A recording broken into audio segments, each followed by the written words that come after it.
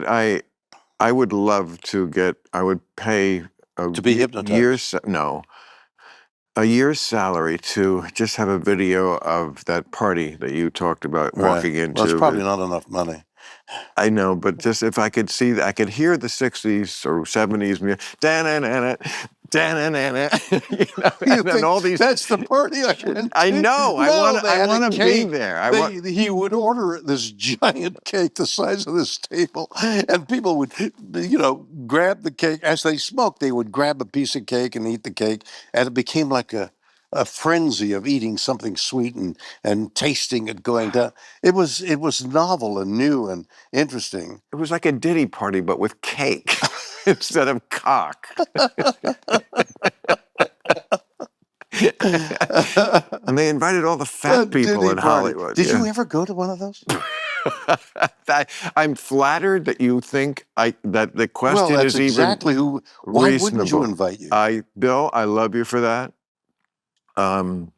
No, I was. It's funny. But you'd have gone, right?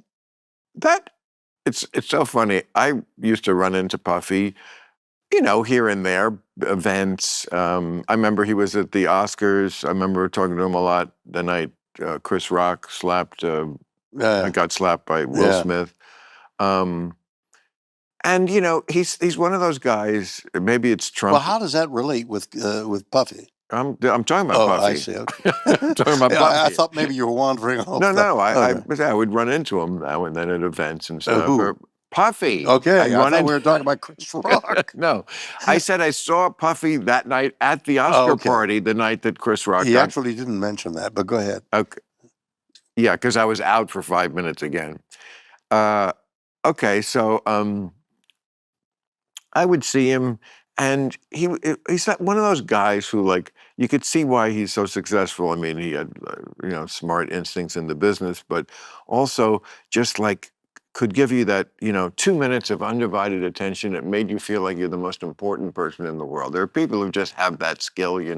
Trump was that guy. They said. Okay. I remember meeting Donald Trump well before he was president, and he kind of had that thing, like he would just envelop you. Engage you for a couple of minutes, and Puffy would always be like, you want you want to hear my number. I really wanted you to call me, and you'd call it, and it was never would return the call. I knew he would do that, so I didn't even want to. I was like, oh, but if I don't call, then am I the asshole? Right. Okay, so but that's just who he was. He was just a personable guy. But I don't think I was on the list for the freak-offs. No, would you have gone? Would I have gone? Yes. In that era, I mean, so if we're talking about the early part of the century, That era and that area. I was out at places that were like that all the people there would have loved to have been at the freak-off party, but we weren't, so we were at Club Shitty. Right. That's been no different. You have to take your clothes off and screw as much as you can to have a obviously, Bill, what went on in those parties was just way beyond what even. What went on? What do they say went on? Oh, okay. Well, imagine. Tell me. I think you should save this one for your Netflix series, but okay, we'll talk about it. Let me introduce but you might want to do a deep dive, because everyone at that party Let your minds go. Right. Yeah. No, I mean, first of all, you have to understand, like, music culture, already very different. And from him, this from singing Rocket Man. No. I got an album that I'm working on. The music world is so sexual to begin with. It is? Yeah. Are you kidding? Are you fucking with me? No, I'm not. The music industry, it's just more sexualized than even like acting is to a degree. You're doing love scenes and stuff. And people are attractive when they're on the set and you're away from home. It's conducive. Music industry, beyond conducive. Wow. Because, first of all, music is sex. It's sex in the eardrums, but it makes people sexual. I mean, a lot of the songs are about love and sex. People fuck to it. It's they go to a club, they take drugs, they dance, you're rubbing and you're dancing. You know, it's just sexual. And women get pussy boners for music and people who make music more than any other, profession by I had far. no idea. Yes, you did. Rock stars don't get laid is a revelation. Well, no, but a rock star with all the nymphs yelling and screaming and wanting to touch them, that I can understand. But the music industry is an industry. Okay, rap culture. Now we're taking it to an even further level. I mean, I don't think I'm telling tales out of school that rap videos, like where they would shoot the video, Yeah. especially, I'm talking about back in the day. Those were beautiful women back in the day. Yeah, I'm sure they still are. Yeah, but Now, not man our of the day. year. Okay, so, and always will be. But like the rap, you shoot the video, right? You're shooting, and the videos are very sexual. They Yeah. were back in the day. It's a lot of today. ass in the face and ass in my face. Right. So now what would happen? Right. So then there's an after party. I mean, was it directly rape? It's rape adjacent. It's very like the after party turns into the video turns into an after party, turns into kind of an orgy. I mean, can you get out of there? Probably, but you kind of know you won't be invited back, and you're just not a good sport. Right. And it's just like it's a sexualized industry. Wow. I'm telling you, whatever Me Too uncovered so far, they say somehow the angel of death mostly flew over the house of music, but that's where most of the bodies are buried. It's like crazy how much all that kind of shit. And did you ever go to one of those music videos? No. Why not? Because I was at a freak-off party at Puffy's house. I didn't have time, for Christ's sake. This was back in the day. No. No, but I know people who have done them. I know women who have been in the music industry. Really? And their tales are, I mean, I guess it'll all come out. This is sort of the beginning of breaking that seal, I think. But, Russell Simmons, I think, went into exile. That's another mogul who, multiple accusations. Right. And, and there's Marilyn Manson. I mean, there's just a lot of people who, again, because it's so sexualized to begin with, we're talking about women who throw themselves at guys in the most overt way. And when I say overt, I mean grab your dick. Which There's is like whenever that happens, I'm certain intention there. Where am I when all this is happening?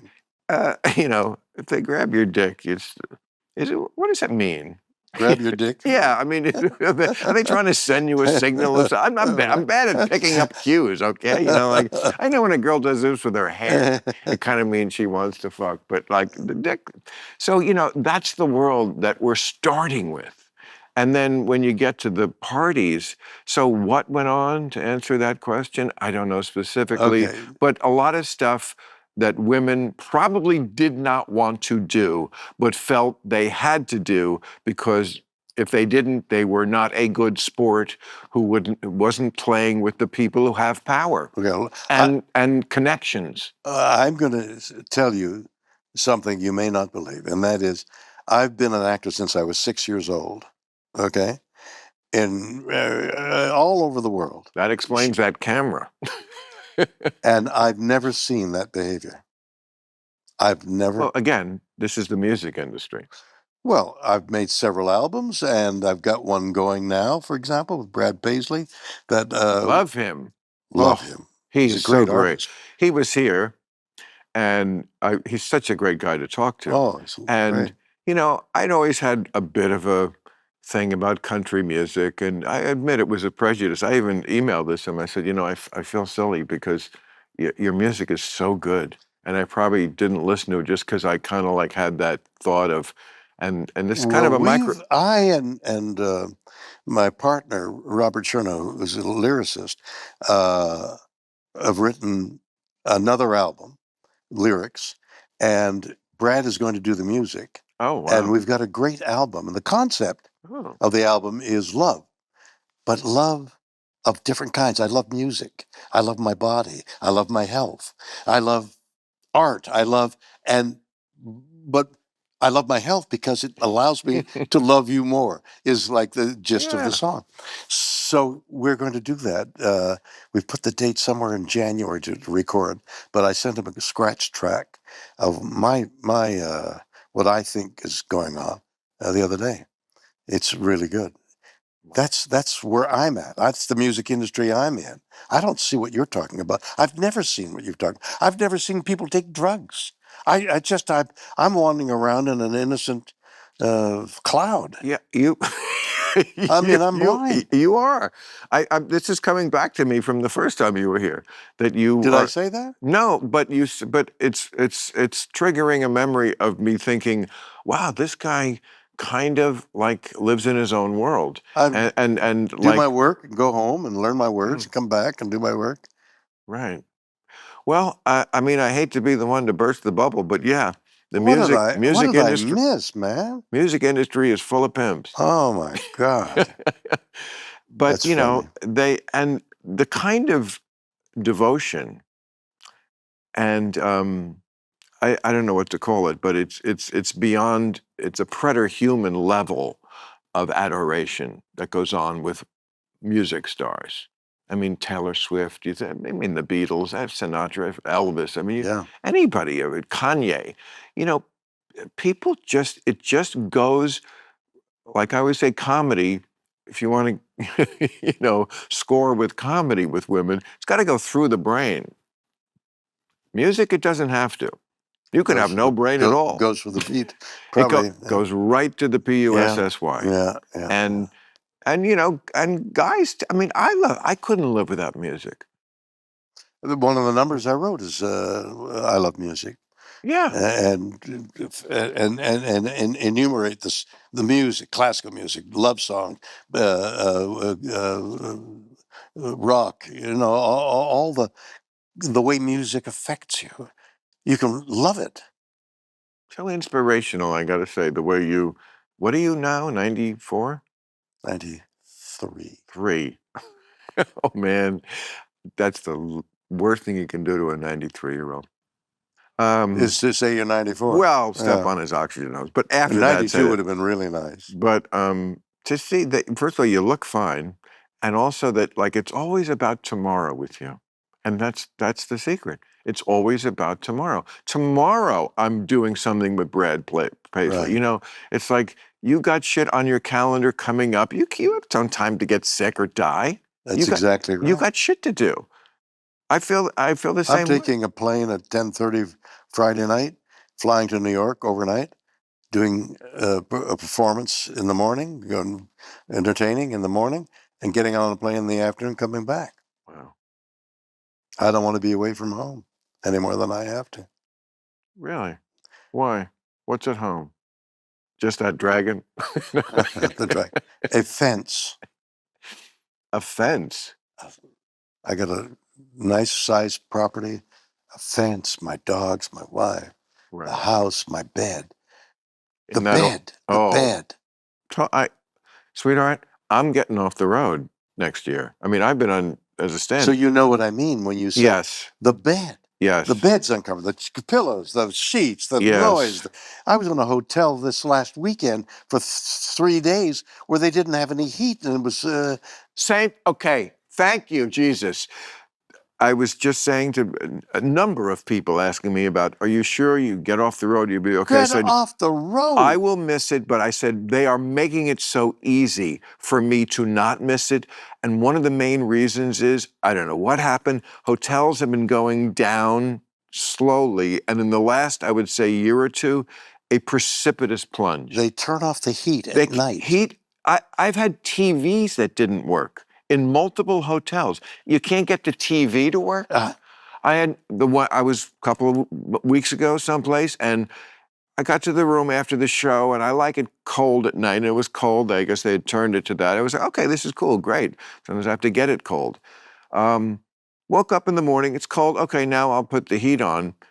No, No, didn't No go, heat. no heat. And they said, okay, so I'll just turn it off. No, wouldn't turn off either. So I just had to live with, and to people who are like, oh, look at these two rich assholes complaining about, fuck you. First of all, we earned it. We're old. We paid our dues. And we're not asking for the world. Just TVs some that heat. work and heat. I've also had, And the arena I worked in was a hockey rink, so they had boards over the ice. and I hate to be the one piling on to the younger generations, but a lot of it is, I'm sorry, apropos of the cliche, Gen Z has shitty fucking work ethics. They don't care. You They're either know, that's stoned true. or disaffected or both or A whatever. lot But of them have no work ethic. no work ethic. Like shit just doesn't get done. Simple stuff. They just have this attitude like, oh, gosh, I'm in a job that I'm too good for, so why should I do it? It's just Yeah. nothing gets. No, I'm really, that's really, that and global warming are two things to worry about. That's what needs to be corrected. We Well, need schools that teach them not only ABC, but work. Work is important well, not to to do make it well. everything about the Trump election, but the general feeling among people, and we know people, they don't follow the issues exactly closely, as you said, and I said myself on the end of our show last week, the economy is actually good. If that really is your big complaint, you just don't know the facts. No, it's more of a feeling they have about the left. And a lot of it is like, it's kind of Gen Z dominated. That the left What's people, Gen Z? What era is that? Gen Z, I think the oldest of them are like 25 now. I They see. they came along about 2015. They were the successors to the millennials. And Jonathan Haidt, the great author who follows this stuff closer than anybody, he marks that era when Gen Z came of age as a generation around 2015 to be the beginning of wokeness out of control. And I think he's right. And that's a lot of what this was the determinative in this election. A lot of the country, certainly enough of it, will elect crazy Donald Trump because they think in a crazy race, he's the less crazy. Really. The Democrats lost a crazy race to a crazy man. A truly crazy man beat them in You a know, who's I heard crazier. an Israeli politician say the people who attacked us are crazy. What they didn't realize is that we're crazier than they are, and they will learn it. I heard that before the whole thing blew up, Totally. and there's truth to that. The Israelis are not crazy at all. They just would love to live in peace. They didn't want the whole thing. They were willing to take half a loaf. They gave Gaza back. You know, I could give you? you all that, but when it came to war, there was no, what they meant was, there's no stopping us if we should decide to do this. There is wars are either the policy of this country is let's get um, a peace Truce. a truce. That's not my policy or Israel's, which is let's win the war. And by the way, when we're in a war, that's our policy. It's only when you're looking from the outside. The best time to ever call for a truce is the day after Israel gets attacked. They got attacked. Truce! It's like, I'm sorry, but if you attack me, I'm going to attack you back. And you made a bad tactical error because I actually am stronger than you and I will get it done. And I'm crazier than you. The Israelis are not crazy at Well, all. definition of crazy, but what I mean is they know the situation. They know that if they don't finish what they need to finish, it'll happen again in a very short period of time.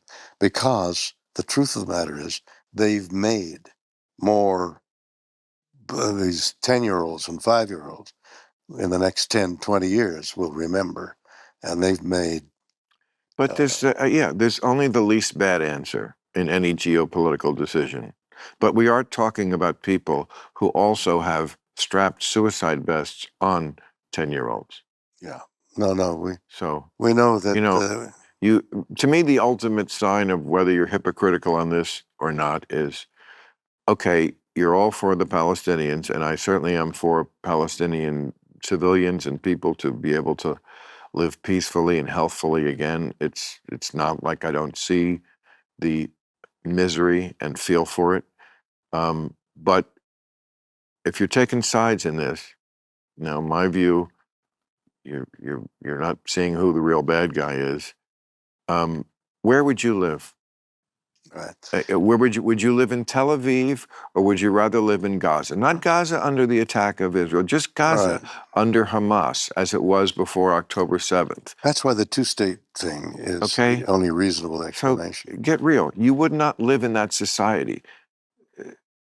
These are not your values, that women are second-class citizens and should be covered and don't really have rights, and gay people, that may be a death penalty thing. And these are not close to your rights.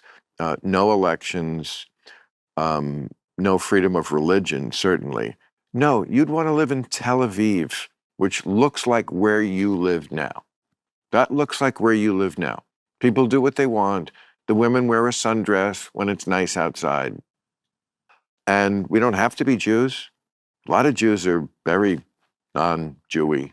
I mean, they're culturally, but they don't, it's not a religious thing. And then there's others who are cuckoo religious. But where would you live? So, like, Exactly. that is where the rubber meets the road for Yeah. me. Well, it's there's the madness of religion there, and there's always been.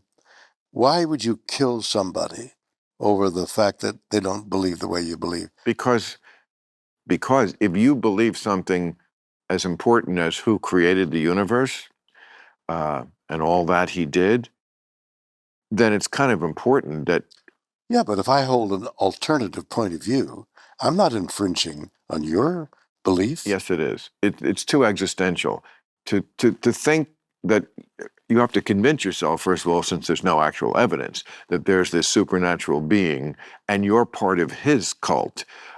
You have to believe that there's no other possibility. That's where that comes in. Well, that I don't understand, because it's like No, it's stupid. yeah, I don't eat whatever. I don't eat meat. I do, but it's somebody who's a vegetarian.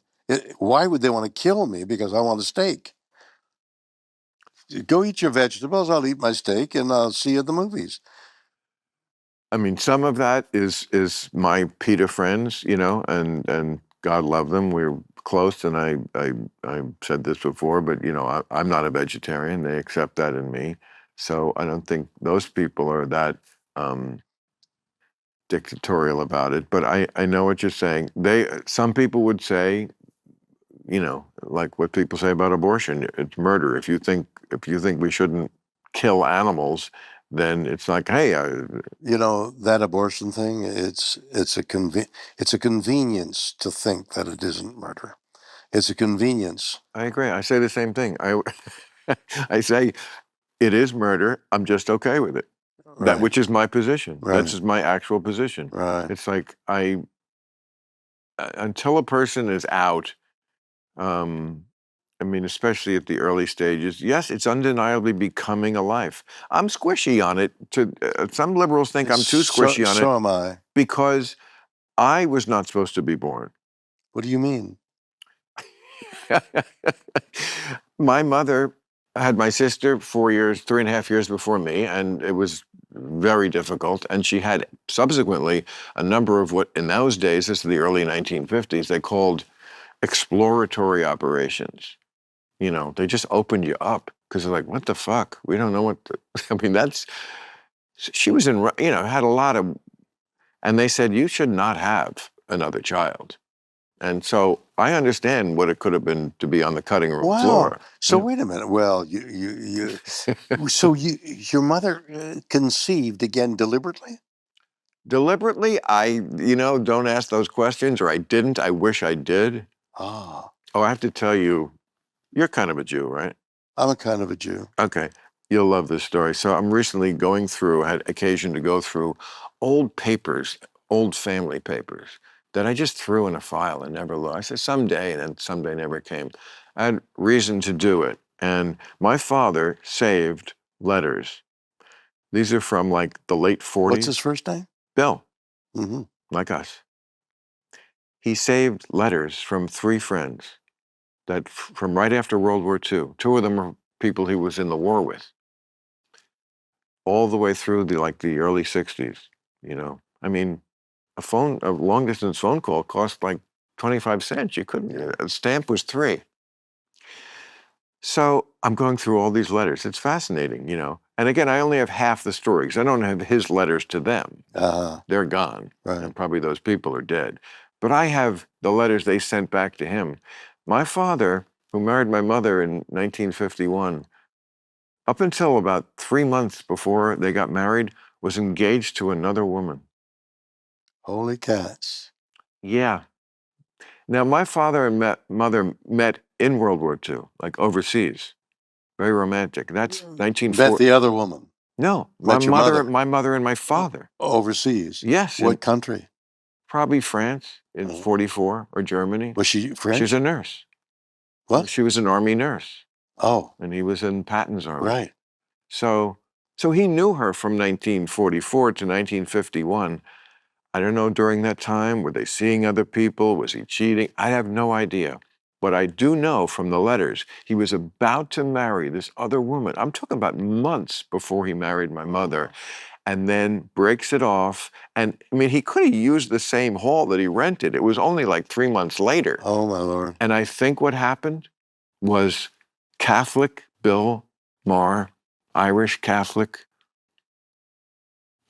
boys just did not marry Jewish girls in 1951. And I think at the last minute, he was like, fuck it.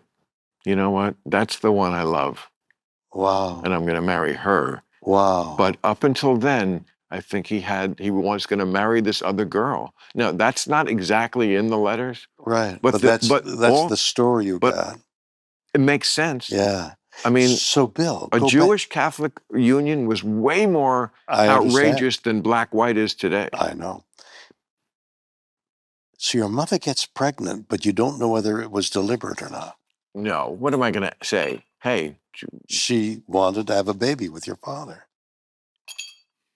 I wish I knew, I wish I knew the answer to these questions. You've pondered that question. No, I never did. Wow. Never did. So she has you. She has you with great difficulty. No, my sister with difficulty. Yeah. And then they told her, don't have another one. And then you come along. I was fine. And you were fine. Yeah. Yeah. And back then, she smoked during pregnancy, as women did. She, was in World War II. So did French doctors, by the way. We were in France, and the doctor comes in with she smoked. She also had her scotch at 5 o'clock. Like, okay. No, really. I mean, we make too much of. Look. What? Too much of what? Well, I have seen people in a restaurant berate a stranger, a woman who's pregnant, because they were drinking a glass of wine. Wait a minute. They didn't want her to be pregnant? She was there. What they're saying, they were why are you in the bar? Shaming her for drinking while she was pregnant. See. Well, there's a certain amount of truth to that. I know, but a pregnant woman can have one fucking drink without the kid coming out to be Tom Sizemore. Well, you don't know. That might have been his problem. That's why his name is Sizemore. Oh, my dear. How's everything else? Good? Everything is good. Yeah. Yeah. You look good. Working hard. I really want to go back for a moment to this strange Antarctic trip aboard a liner, a real luxury thing that's going to do 10 days with Neil deGrasse Tyson. Part of it. He's on our show in 2 weeks. Talk to him about it, because I will. We're both going to be on it. So take me through it, though, step by step. You leave here and you fly to where? Buenos Aires. Where I was going to say Buenos Aires. Then the chartered plane to Buenos Aires, to the very tip of South America. Patagonia? Well, I believe it's Patagonia, but it's even Ushuaia, I think, is the name of Okay. the town. But Then you board the ship, and you get the ship goes to the okay, so the Antarctic. tip, if you can picture, and I can because I love geography, the very Right. tip of South America Is the as town of Ushuaia. it's like a little rat tail. Right. The A islands little get curl back there. well as the islands get smaller and Yes, smaller. yes. So you're at the very tip. So now So you're at you the fly very from tip. You got Buenos Aires. 600 miles of the most active ocean. You got to on board ship the ship, 600 miles to 600 Antarctica. miles takes a day and a half. I once went to Catalina. I threw up 3 times. I'm not kidding. well, Catalina on a windy day. Oh my Yeah, but what God. kind of a boat did you have? This is Yeah. a big liner's It 250 was cabins. a nice boat. Well, what do you mean a nice boat? It's a little cabin cruiser. We bought a boat. Oh, you had a boat. Yeah, I have a boat. I've been on it once. I don't like boats. Why did you buy it? My friend and I, who lives here, and takes care of important matters, he thinks it'd be a good idea if the earthquake hits to have a boat and But it's going to be a tsunami. get out of Dodge. You're going to be swamped. Well, we're not going to a tsunami. Well, it's a tsunami if the earthquake happens in the ocean. That's not where the fault line is. The fault line is in California. Well, so you think it's going to? No, we're not going to shake over there. We're going to shake over here. You know, shake is a shake. Yeah, but at some point the shake is over, and then the people are refugees. Oh, so well, getting out of Dodge, but now you're going to get from here to the dock. But everybody would be going the other way. Well, yes and no. Some people will be jumping aboard your boat. That could happen. Yeah, You mean that could happen? that's possible. You're right. But they don't have the keys. They can't make it start. No, but they can get out and paddle. They can get out onto the water. You know, there's Get a seal who sleeps on it. A seal? A seal, yes. Right. Does it have a seal of approval? No, it's not a Navy, an actual seal that shits on the boat. So there's a seal that's made. I'm hoping the seal will drive other people away as a gratitude to us for letting him sleep and shit on the boat all these years. Does he shit on the boat? Yes. So you got seal shit. He could sleep there. I'd be happy with the sleeping if it wasn't for the shitting. But it's so hard to talk to a seal. They pretend they don't speak English. But so, anyway, what was the point? The point was the shake and the getting aboard the earthquake. boat, going the other way. And We were talking about the space between us all. That's a song. You know what song that is? The space between the song? No, well, the Within You Without You, the song on Sgt. Pepper, George Harrison's. Yes. You know Sgt. Pepper. Yes, of course. Well, side 2 starts with Within You Without You, which doesn't really fit not only on that album, but on any Western album, because George got into Indian music. Right. It's a fusion song, and there is Western influence. They got involved in the whole Eastern thing. He was very. I mean, All of them. Huh? Well, they all went for vacation there in February of 1968. Ringo left very soon. He didn't like the food. He didn't take to it, and I would be the same way. Paul and John stayed. How do you know all this? The same way I know, basic things about.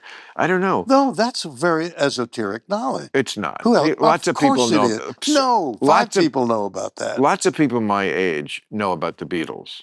Yeah, but not such intimate. Yes, and intricate. yes. This is not arcane knowledge that they went to India. The Maharishi. No, I know they went to India. There you go. All right, but to know that he wrote the song and they were influenced. They had a lot of Indian influence in their music. Not a lot, but they did. Not a lot, but they did use the sitar to great effect in Norwegian wood. It's great on there. It's perfect because it's like new, and it's guitar-like, but it was a totally different sound. Yes, they did that first. Like everything in music they did first. Is there a coincidence that it has a guitar sound and is known as a sitar? That's a great question. I don't know the answer to that. Right. Guitar, sitar. Of course, if Elvis sang Sitar Man, it would not have really, I think, taken off. Sitar Man would not work? No, I don't think so. That's what they sing in India. But Sitar Man. Yeah, he was sincere about the Indian thing, and some of the Indian music was, he Westerned it up a little. There's another one called The Inner Light. I mean, the lyrics heavily influenced. If I'm not, surprised you don't like the food. Indian food, I love it. Oh, I thought just you didn't like it. No, the No, food's it's great. great food. No, it's the gods I can't stand. The gods? Well, I mean, Yeah, they have they're religious no. gods. It's Yeah. look. It's a like Eastern religions, which the people who follow them very often like to downplay as religions. I mean, Buddhists get a little insulted when you say it's a religion because it's like, oh, religion, that's for the for the fucking, I didn't know that. I think it's a beautiful thing.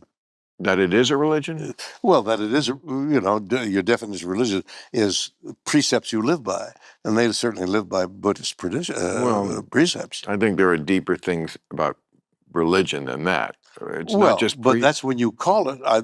I off the top of my head, that's when you call it a religion. If you're saying Well, no, that's not. that's not. I mean, the precepts you live by is part of religions for sure, but the basic part of it, I think, is giving people an answer to the questions that they can't answer, where you need to make up a story about it. Where did I come from? What happens when I die? Right. Those questions make people nervous. Religion's main function is to ease your mind about those questions. Then they overlay. Sometimes I they. have a great fear of dying.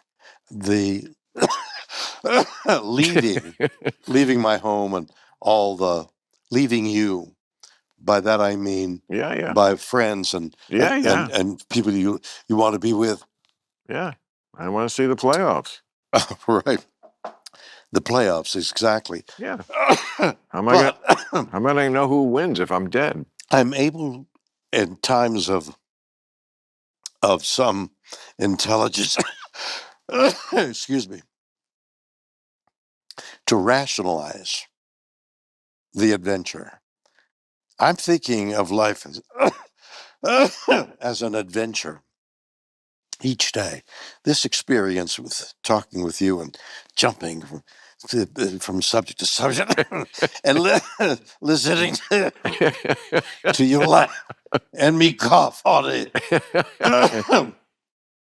But I'm thinking of it as an adventure. My life has become an adventure. And so, most mundane things, taking my dog's head and saying, I love you, I love you. Yes. It's just that moment is the adventure. Children, uh, the, the political thing. It's all part of our adventure in life. We're writing our book as we go. I mean, younger people will not understand this at all, but as you get older and the years get more precious, you even prize mundane things. Absolutely. I remember about, I don't know, 5 years ago, I was cutting my toenails. And for some reason, this thought popped into my head. This is hysterical. I'm just telling you what happened. This thought popped into my head that, oh, I cut my toenails only about like once every maybe 3 months. My fingernails I cut like weekly, but toenails maybe you don't notice, but I think they don't grow as fast. So They like, don't grow as fast, okay, but they so grow thicker. yeah, so but like every 4 times a year, and it just popped into my head. Wow, there's like a finite number of times that I will be Cut your could toenail. be cutting my toe. I mean, Do you read the ads for the nail like, clippers for older people? But I mean, if it's 4 times a year, and I live at even if I live to 100, that'd be another 30 years. That's only like 120. nail clippings. So now every time I'm cutting my toenails, I'm This is like weeping. 119.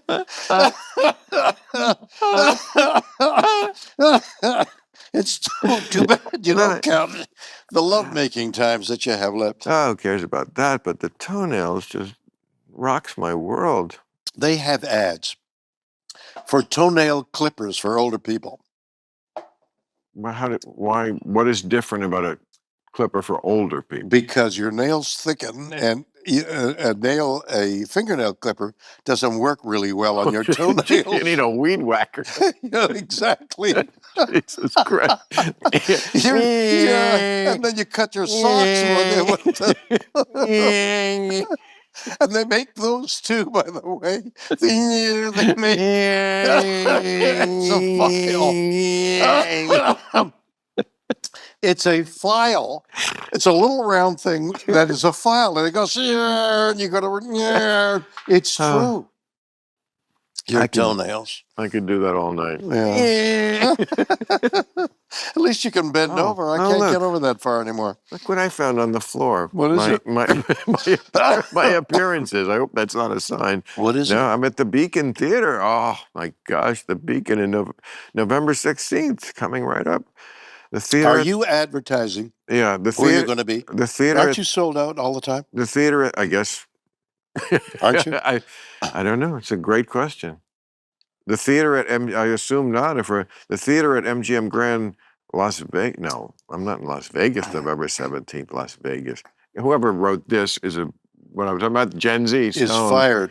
November 17th. I happen to know I'm in Washington D.C. What are you going to do there? Actually, it's in Maryland, but it's the Washington area. I just can't came remember from the name of it.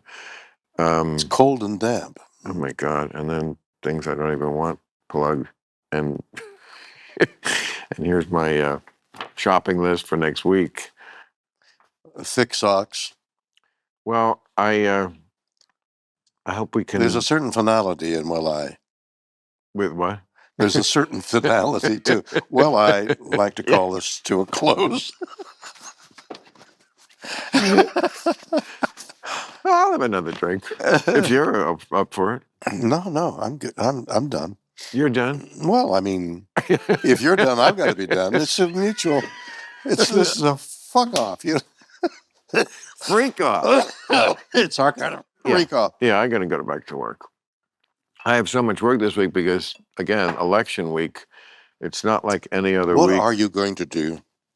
Well, we're going to have, I mean, look, everybody in America will be basically having the same conversation for the next quite a long time on news shows, which is, what happened to the Democrats? What do they do to fix it?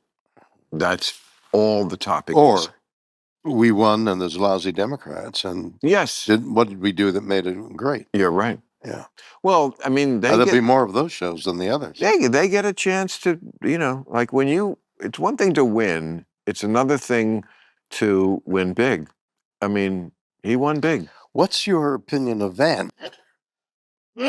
Given the possibility, since 2 attempts have been made, what do you think of Vance?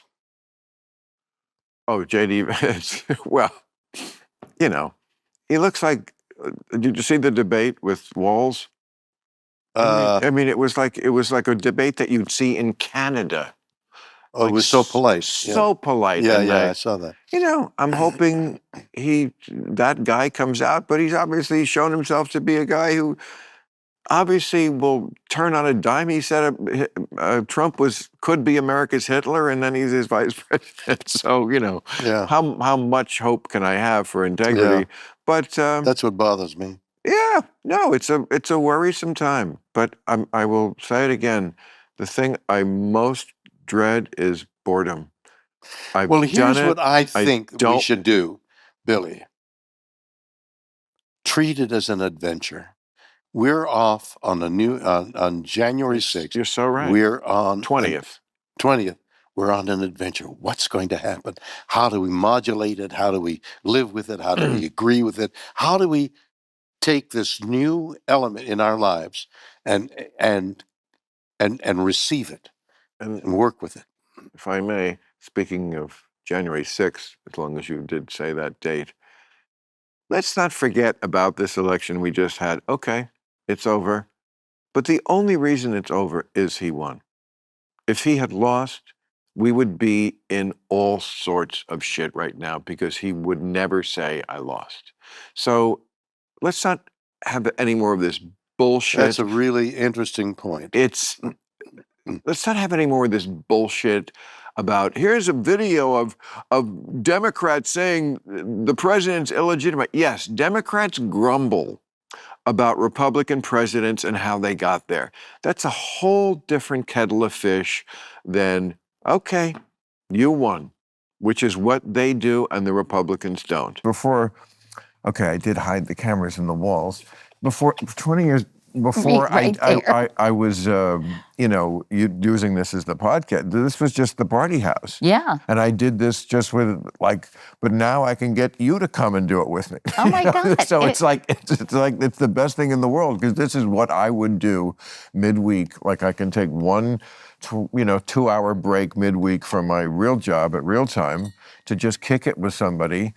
And now I can call you and you actually come. It's I so think great. I would have come if it wasn't a podcast. Exactly. That's the thing about us show people. We only get together mostly like when we work. No, I would have come if there I wasn't know, one. I would too. But don't you think that's true? Like, we're all so busy. But when I guess. it forces you to sort of, I don't know, put it on your calendar and Yeah, that's true. That's true. Anyway, I know you have something to plug. Oh, your big show on HBO, right? I mean, I have a documentary coming out On HBO? I do. That's awesome. But I don't. I mean, we can talk about that. I'm just excited. I'm a major fan, Bill. Oh, finish your thought. And you know what I thought would be really fun? I don't know if you'd ever let me, but I'm sure you wouldn't. But I think you must have. You're obviously so smart and funny, but I also look at the credits, and I know you have a lot of writers. I think it would be so fun to do behind the scenes of Real Time. Never. First of all, I don't have a lot of writers. I have way less than all other shows always have had. Well, I'm not saying that No, as I'm just telling you. Like, I have the most I ever had, which I think is 10, which is like crazy. I used to have 6. What is that, by the way? I'm roofing your drink. Like, I didn't tell you what kind of show this was. Yeah, I'm Bill Cosby, and I know that's what it looks like. Is this Bill After Hours? No, What's going on here? It's definitely after hours. It's after appropriateness. This is Jing. I use it, and I pour it on dog shit. It's this stuff. It's well, look, I'm doing an ad for it, but it replaces, like, if you drank diet soda. For a while, I was drinking Zevia because that's stevia flavored. Yeah. So it's better than like aspartame. Yeah, but it's a sugar substitute or sweetness. Right, but this is like better, I think, than Zevia, because I talked to. Stevia? It is stevia. But why is it Zevia? This guy says there's chemicals in the Zevia soda that, probably not like 1 part per trillion or whatever, but I don't want any chemicals. Yeah. He says this is truly organic and chemical free. And so you put it in what? You just put sparkling water, and then you put the Jing in. Can I make you?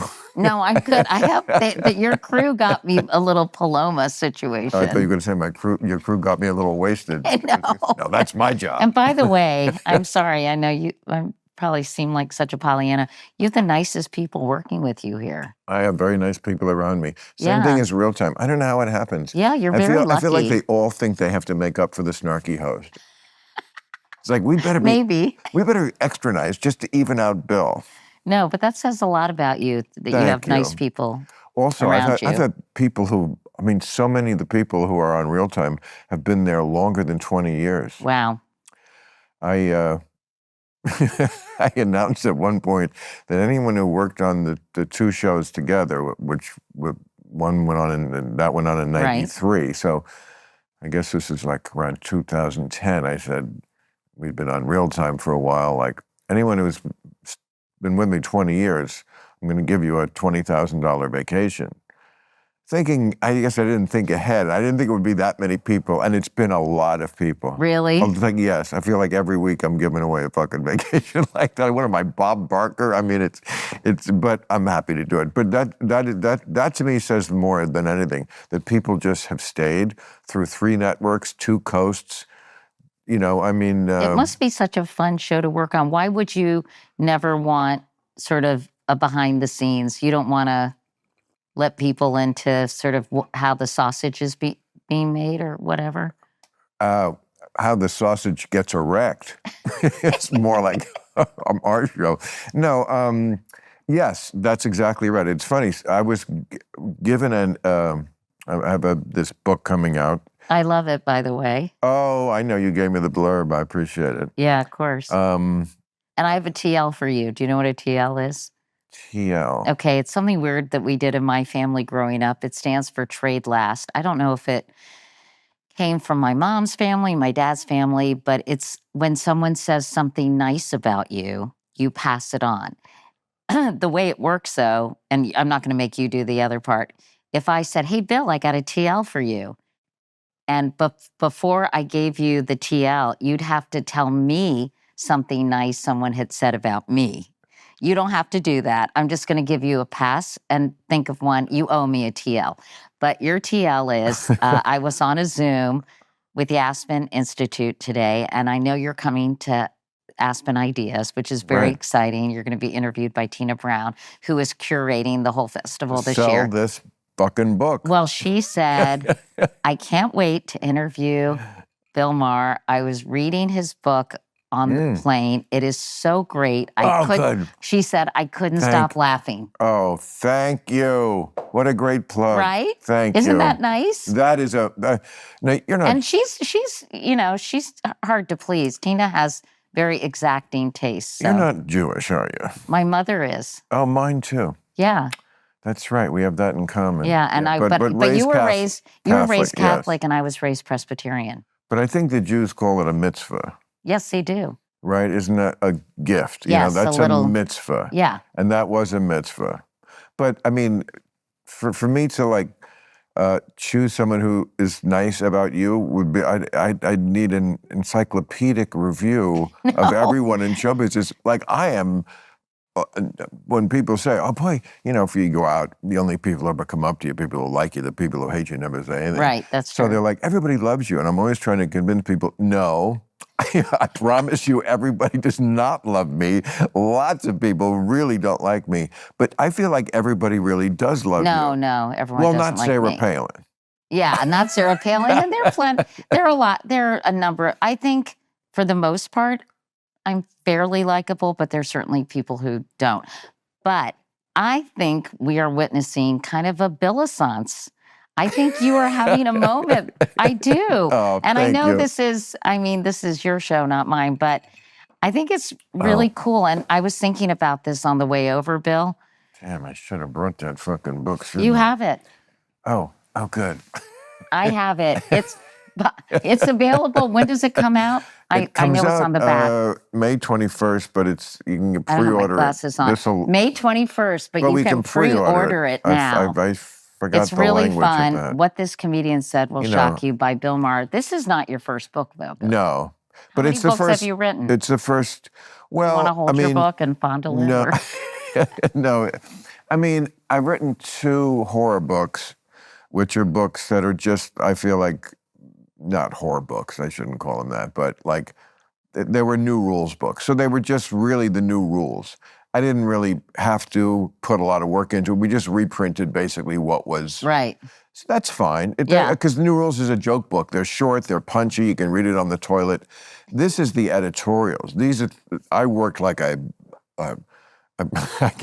whatever I say will get canceled for. I worked very hard on this. How long did it take you to I write? took all the editorials we've done. I read through every single one of them and picked out the best ones, redid them, organized them into chapters so it makes sense. So it's like an encyclopedic review of every good fucking thing I've said for 20 years. Wow. It really should be thicker, I know. But I'm sure a lot of it has evolved through the years, right? Yes. So, because it's very current. That's one reason I did it. I wanted to see, have I changed or have things changed?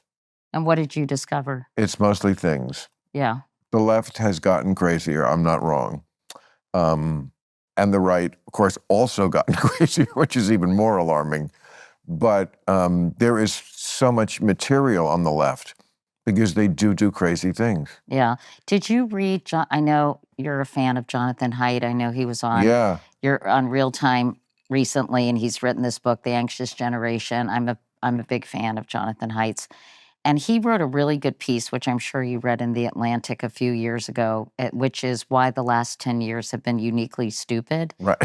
And Yes. he really wrote about, Yeah. and I started thinking about this too, just on my way over here, wondering what we were going to talk about. And, you know, one of the things that he talks about is that the voices on social media do not represent sort of No. this. I mean, this is not a So- newsflash. The center of the country that Right. that actually appreciates nuance, that wants to kind of understand and think about things in a And not critical way. And But not they're- hate each other. But it's like 11%. I forget the statistics, and I haven't read the article in a long time. But on the left and on the right, it's extreme positions, the loudest voices in the room and on the platform. And so And the meanest. it really is And the very meanest. misleading, you know? Not just the loudest, but the meanest. Yeah. There's a certain personality type Yeah. that gravitates to both fringes. You know what I mean? Yeah. The Stephen Millers on the right and the, virtue signaling people on the left who just want to catch people as being less pure than they are. And I also they're both think, of a certain, they're so much more alike. They're like the serial killer and the detective. We're more alike than you think we are. You know what I mean? Yeah, I also think it's like a tribal thing, that It's totally tribal.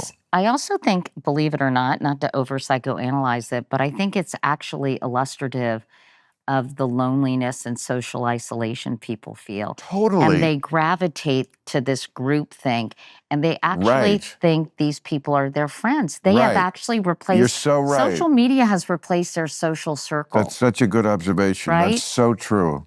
You're right. You know that's true because OnlyFans.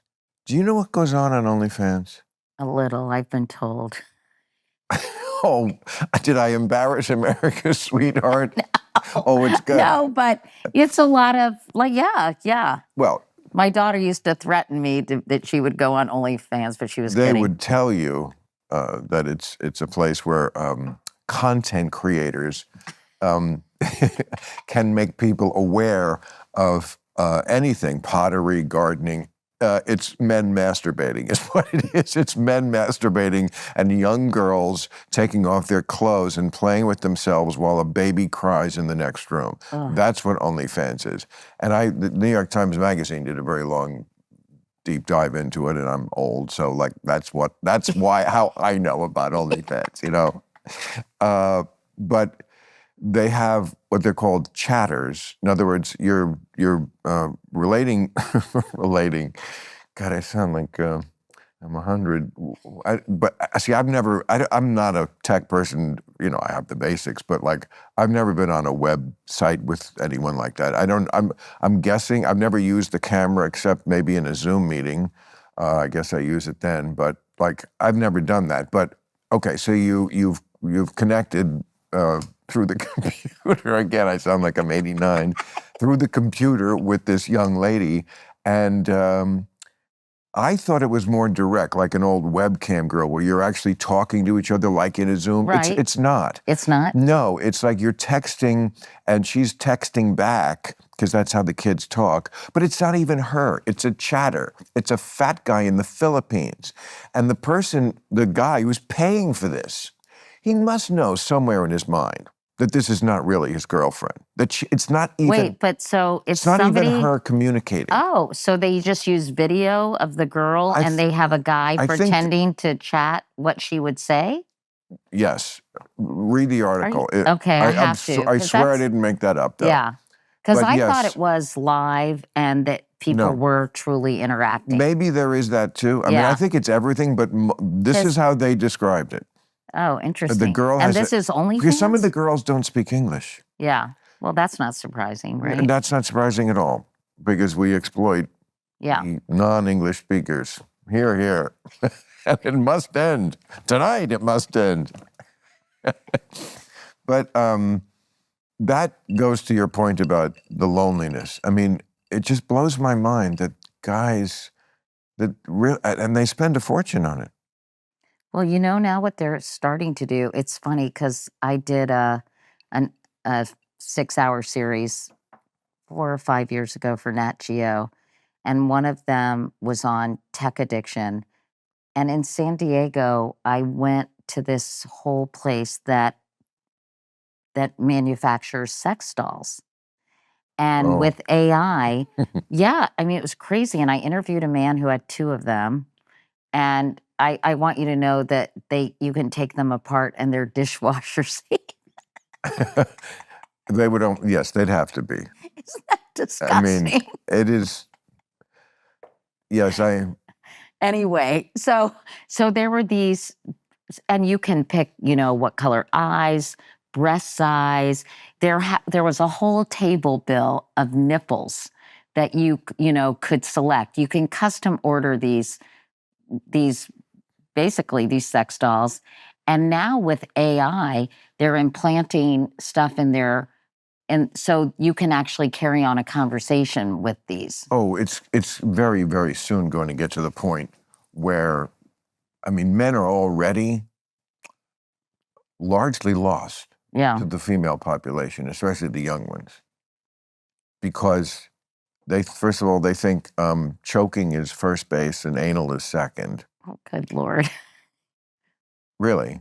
And a lot of this is because of the porn and stuff. Yeah. I mean, it's just very rapey, and it's so funny. We have to be super duper extra politically correct, like through all these other venues, and then it like comes out here, like in the porn. Like the porn. And you know that Why does it need to be incestuous? Violent, not literally violent, but just very disrespectful. And look, I think it is violent. I think a lot of it is violent. That doesn't come on my feed. No, but I did an interview for my podcast about this, about the easy access for especially young men to watch porn starting at like 8, 9, 10 years old, and how distorting it is Oh, I'm sure. for them in terms of relationships. And, listen, whatever people want to do, I don't want to sound like a prude, but just the level of misogyny and violence that they are exposed to at an incredibly young age. No, I'm telling you, this is why, if you talk to young girls, they're like, yeah, guys my age are just impossible. Yeah. And for the guys, very often I've seen documentaries on porn addiction. Like how can a girl compete with, like, when they like the porn better? Yeah. When it starts that young, and that, of course, they perfected it. I mean, when I was a kid, this is what I was jerking off to, like a picture like this. Yeah, yeah. Just a picture like in like Life magazine, like what I had to work with. Or, well, hopefully you had a Playboy now and then. That came a little later, but Yeah. at first it was just, no, my father didn't get Playboy. Yeah. But didn't you hide them under the bed? I did hide them in the woods. Yeah. But I got them because I stole them babysitting. Oh, God. I stole them from this poor guy who, like, where's that Playboy? Every time You were babysitting the kid? Yeah.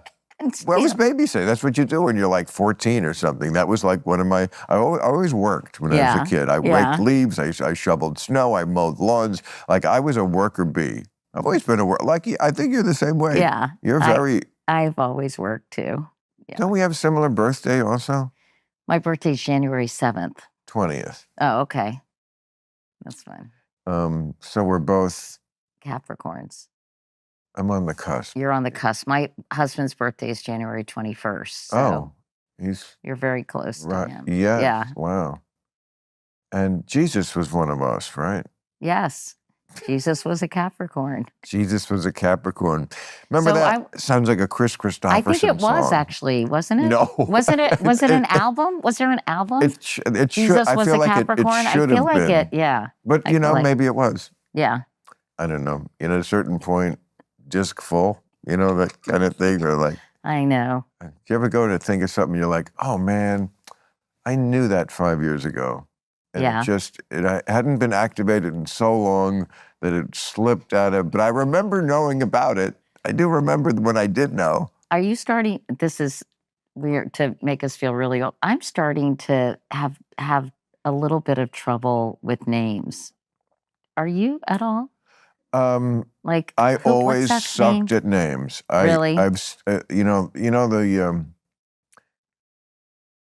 Every year you make your New Year's resolutions, and I always say I'm going to do the ones from '75 because there have been ones I've been on my list for 40 years, Yeah. and that is one of them. When someone says their name, make a note to remember it. I've done it. I can do it, and I just forget it. I just forget to do that, and it's just always terrible to be like, I'm sorry, tell me your name again. But these are people who Mitch like I've known. McConnell, you know, Yeah, but whatever. I've known, and I'm like, and I know well. Well, what we do all have, all Overload? of us. Yeah, well, yes, sometimes, yeah. But I don't think that's a bad thing. Stress is life. Life is stress. I mean, you can't get rid of all of it, and you wouldn't want to. If you were unoccupied, that would be the worst kind of stress. I agree. For type A like you, please. After all agree. you've accomplished and achieved and where you are, especially, you work this hard to get where you are, use it. Now you're at your top of your game, you're smarter than ever, because we do get smarter. Yes, we do lose, aging is always a trade-off system, and we do lose a certain, I couldn't work for 14 hours straight like I maybe once could, writing or something. But I think that is made up for with wisdom and learning your craft better. But we do lose, I think, a little bit of, and the name for it is aphasia. Right. It's when you can't remember a word. Right. There's an extreme version of it, I think, which is really sad. Right. I think that's what Bruce Willis is. They use it that, but the common use of the word aphasia is just something that happens to everybody at every age. It happened to me when I was young too. Sometimes you just can't remember a word, and it's always embarrassing because it's a common word, Right. and then you have to define it in the sentence, which if we could just find a way to that big ball in the sky, the sun, yes, the sun. No, it's not. But you forget the words. And it happened the other day, and I was trying to think of, as I'm fumfering along and vamping. Is this on the show? No. This is just talking to somebody, and the Yeah. word I was searching for was gravitate, to gravitate towards an opinion or something. Yeah. And it just didn't come to me for 2 seconds, and then it did. Right. But, is that age? But Maybe. you have a little teeny bit of panic when you can't remember something like that, right? A little bit? What's one reason I love this? Because I don't have that here. Yeah. 'Cause this is just really who we are. I'm always on this show saying, what were we talking about? And I don't care because it's real, and that's what I was going for, but I would never do it on real time. No. It would be inappropriate, and that's not what that show is, and that's not who I am on that show. That's another side of me, my main side. Yeah. This is my mistress. That's my wife and my kids. So which do you enjoy doing more? Well, I mean, that's like saying which kid do you like better? Yeah. I mean, they're so different. I couldn't get away with this kind of thing there. And I also want the challenge of, I mean, there's nothing I love more than writing the things that went into that book, those editorials at the end. I spent all week on it with my writers. But, that's kind of my baby. And it's like a little, 8 minutes from 20 hours of work. And I want it to be, funny and also saying something no one's heard before. Yeah. And, it's a challenge every week. I remember I emailed you because I really, really loved one of your editorials. And I know in the book you say you want people to be like, yeah, wait, what? But in this case, you want to challenge people in their kind of right orthodoxy. But I just watched, this was a few weeks ago. This must have been maybe 6 weeks ago. And I loved what you had written so much. I emailed you and I said, it was I remember, so, yes. it was so great. Right, it was, I should have rewatched it, but. Yes, I remember getting the email. Yeah. I appreciate it because, when you're on TV for 30 years, people do take you for granted in the sense that, they just don't, not everybody who's a fan is not going to email you after every show. Yeah. So, it's so nice when it's another mitzvah. You're just full of mitzvahs. Well, I think that I think I have probably a better understanding than the average viewer of what goes into those Of course shows. you do. What goes into your initial interview when you're talking to whoever's come on? What goes into doing your panel discussion? And, I think now that media is so ubiquitous, everybody thinks they're a journalist and can do interviews. Right. And it really does employ a very specific skill set to to be a really good listener, to be able to take the conversation where it goes, to make sure that that one person isn't dominating the conversation. It's hard to talk about this without sounding snobby, but I also have a obligation to my viewers to keep the bond I've always kept and keep it real. Yeah. And keeping it real, I have to say, there's too many podcasts, and just because you can make words come out of your mouth Right. doesn't make you an interviewer. And I know that's going to say, oh, Bill, why can't we all? Well, you can't all. I can't sing, okay? I don't pretend I can. So I just wish about 3.9 million of the podcasts that are out there, they're like of the 4 million. There What- are like 680,000 or something. Isn't that insane? No, there's 4 million. Is that true? Yeah, I was just told that fact in a show. Well, it has grown. And it was in a show business office. Really? Yes. 4 million? 4 million. Oh, good because Lord. it doesn't cost anything. Yeah. There's no downside. What's the downside? Nobody watches? But the thing is, like 5,000 people here, 5,000 people there. It just dilutes the whole audience. I mean, we're such a niche I know. society. I remember when I was living in New York and you'd pass all the newsstands. This is in the 90s when there was newsstands and Right. a million magazines. And they would have, speaking of porn, they'd have like 100 different, just in the porn division, shaved Asian, jugs, like Big butts. big, subscriber? Yeah, like just such specific. And I Yeah. feel like that epitomized for me where the society was going. Mhm. Like everybody gets to be famous for 15 minutes, like Andy Warhol said. Everybody has their own channel.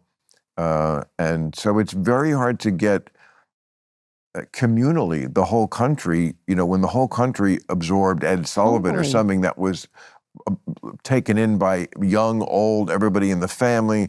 They had some communal references, and now that's almost like it's very uncool to the young to have any communal references know. with us dinosaurs. I know. Well, I'm right there with you because look, when I started at the Today Show, it was 1991. If you wanted to know the news that morning, you watched a morning show, one of the 3 morning shows. You listened to NPR, your local radio station. You picked your newspaper off your front step or Right. in front of your door. Yes, you did. And there was this kind of communal feeling that everybody was getting basically similar information. Of course, then there would be niche stuff, or like if Sports Illustrated, but even there weren't that many niche or Glamour magazine, right? I mean, so segments were differentiated that way, but it was so different. And now it's like shattered glass and Right. all different demos listening to different stuff, but then segmentation within demographics within, it's just so disparate, and it's really changed so much. And I think, yes, it's more democratized, and people who weren't represented or didn't have an outlet or couldn't, it was dominated by a certain type of person. I'm all for that, but it's really impossible, I think, for us to have common ground. And I do think it's contributed to this intense polarization. And of course, you create your own media. Like I read growing up Time Magazine, the Washington Post, because I grew out outside of DC. I watched the local news. 60 Minutes. Yeah, which 60 you were then Minutes. on. Yeah. And then I'd watch the evening news. Not that much. We weren't as a super newsy family. My dad would read the Washington We Post. were. You were? My father was in news. My father was a radio newsman. He was? Yes. Where? In New York? New York. What was he doing? The Mutual Broadcasting Oh, System. you're kidding. and then WOR. Oh, And then wow. when he retired from reading the news at the top of the hour, he was an editor. Oh, He well, my worked- dad was a journalist too. He worked for the Atlanta Constitution. First, he worked for the Macon Telegraph. He's from Georgia. The Atlanta Constitution, then United Press before it was UPI. Oh. And then he went into PR. But that's funny that we have that in common. We're like the sister from another mother. I know we are. There's some I weird know. with the Jewish mother. And Yeah. But, it's very hard to get a holistic take on the news. I mean, I still really Oh. focus on traditional media. I still read the Times. I try to read The Economist because I think it's interesting to get the view from across the pond, if you will. I don't trust anyone. You don't trust anyone? I don't trust anyone that's giving me the full story. Uh-huh. Everyone is giving me their spin on the story, including the places that used to be, I thought, fairly neutral. Yeah. Like CNN and the New York Times, I think used to be a lot more neutral. And now what should You think they're more what sort should of be on the front activists? yes. I mean, you can always slant any story. Well, and they always were to a certain extent because they've always been written from the perspective of the person who was writing, unless it was just a very who, what, when, where, why story, right? I mean, there's no such thing as true objectivity, right? I remember my father having my earlier memories of my father and me talking about something about, maybe I was asking about his profession, Mm-hmm. but I couldn't have been more than 10. And I remember him telling me, like, what you're exactly saying, that everything the bias comes through somehow. And I remember the examples he used. He said, like, if you say he squawked about it, as opposed to he said. And then he said, Robert Kennedy, who so this must have been before 68 when he was killed. Yeah. So I was definitely under 12. He said, Robert Kennedy, if you like him, he's dedicated. If you hate him, he's ruthless.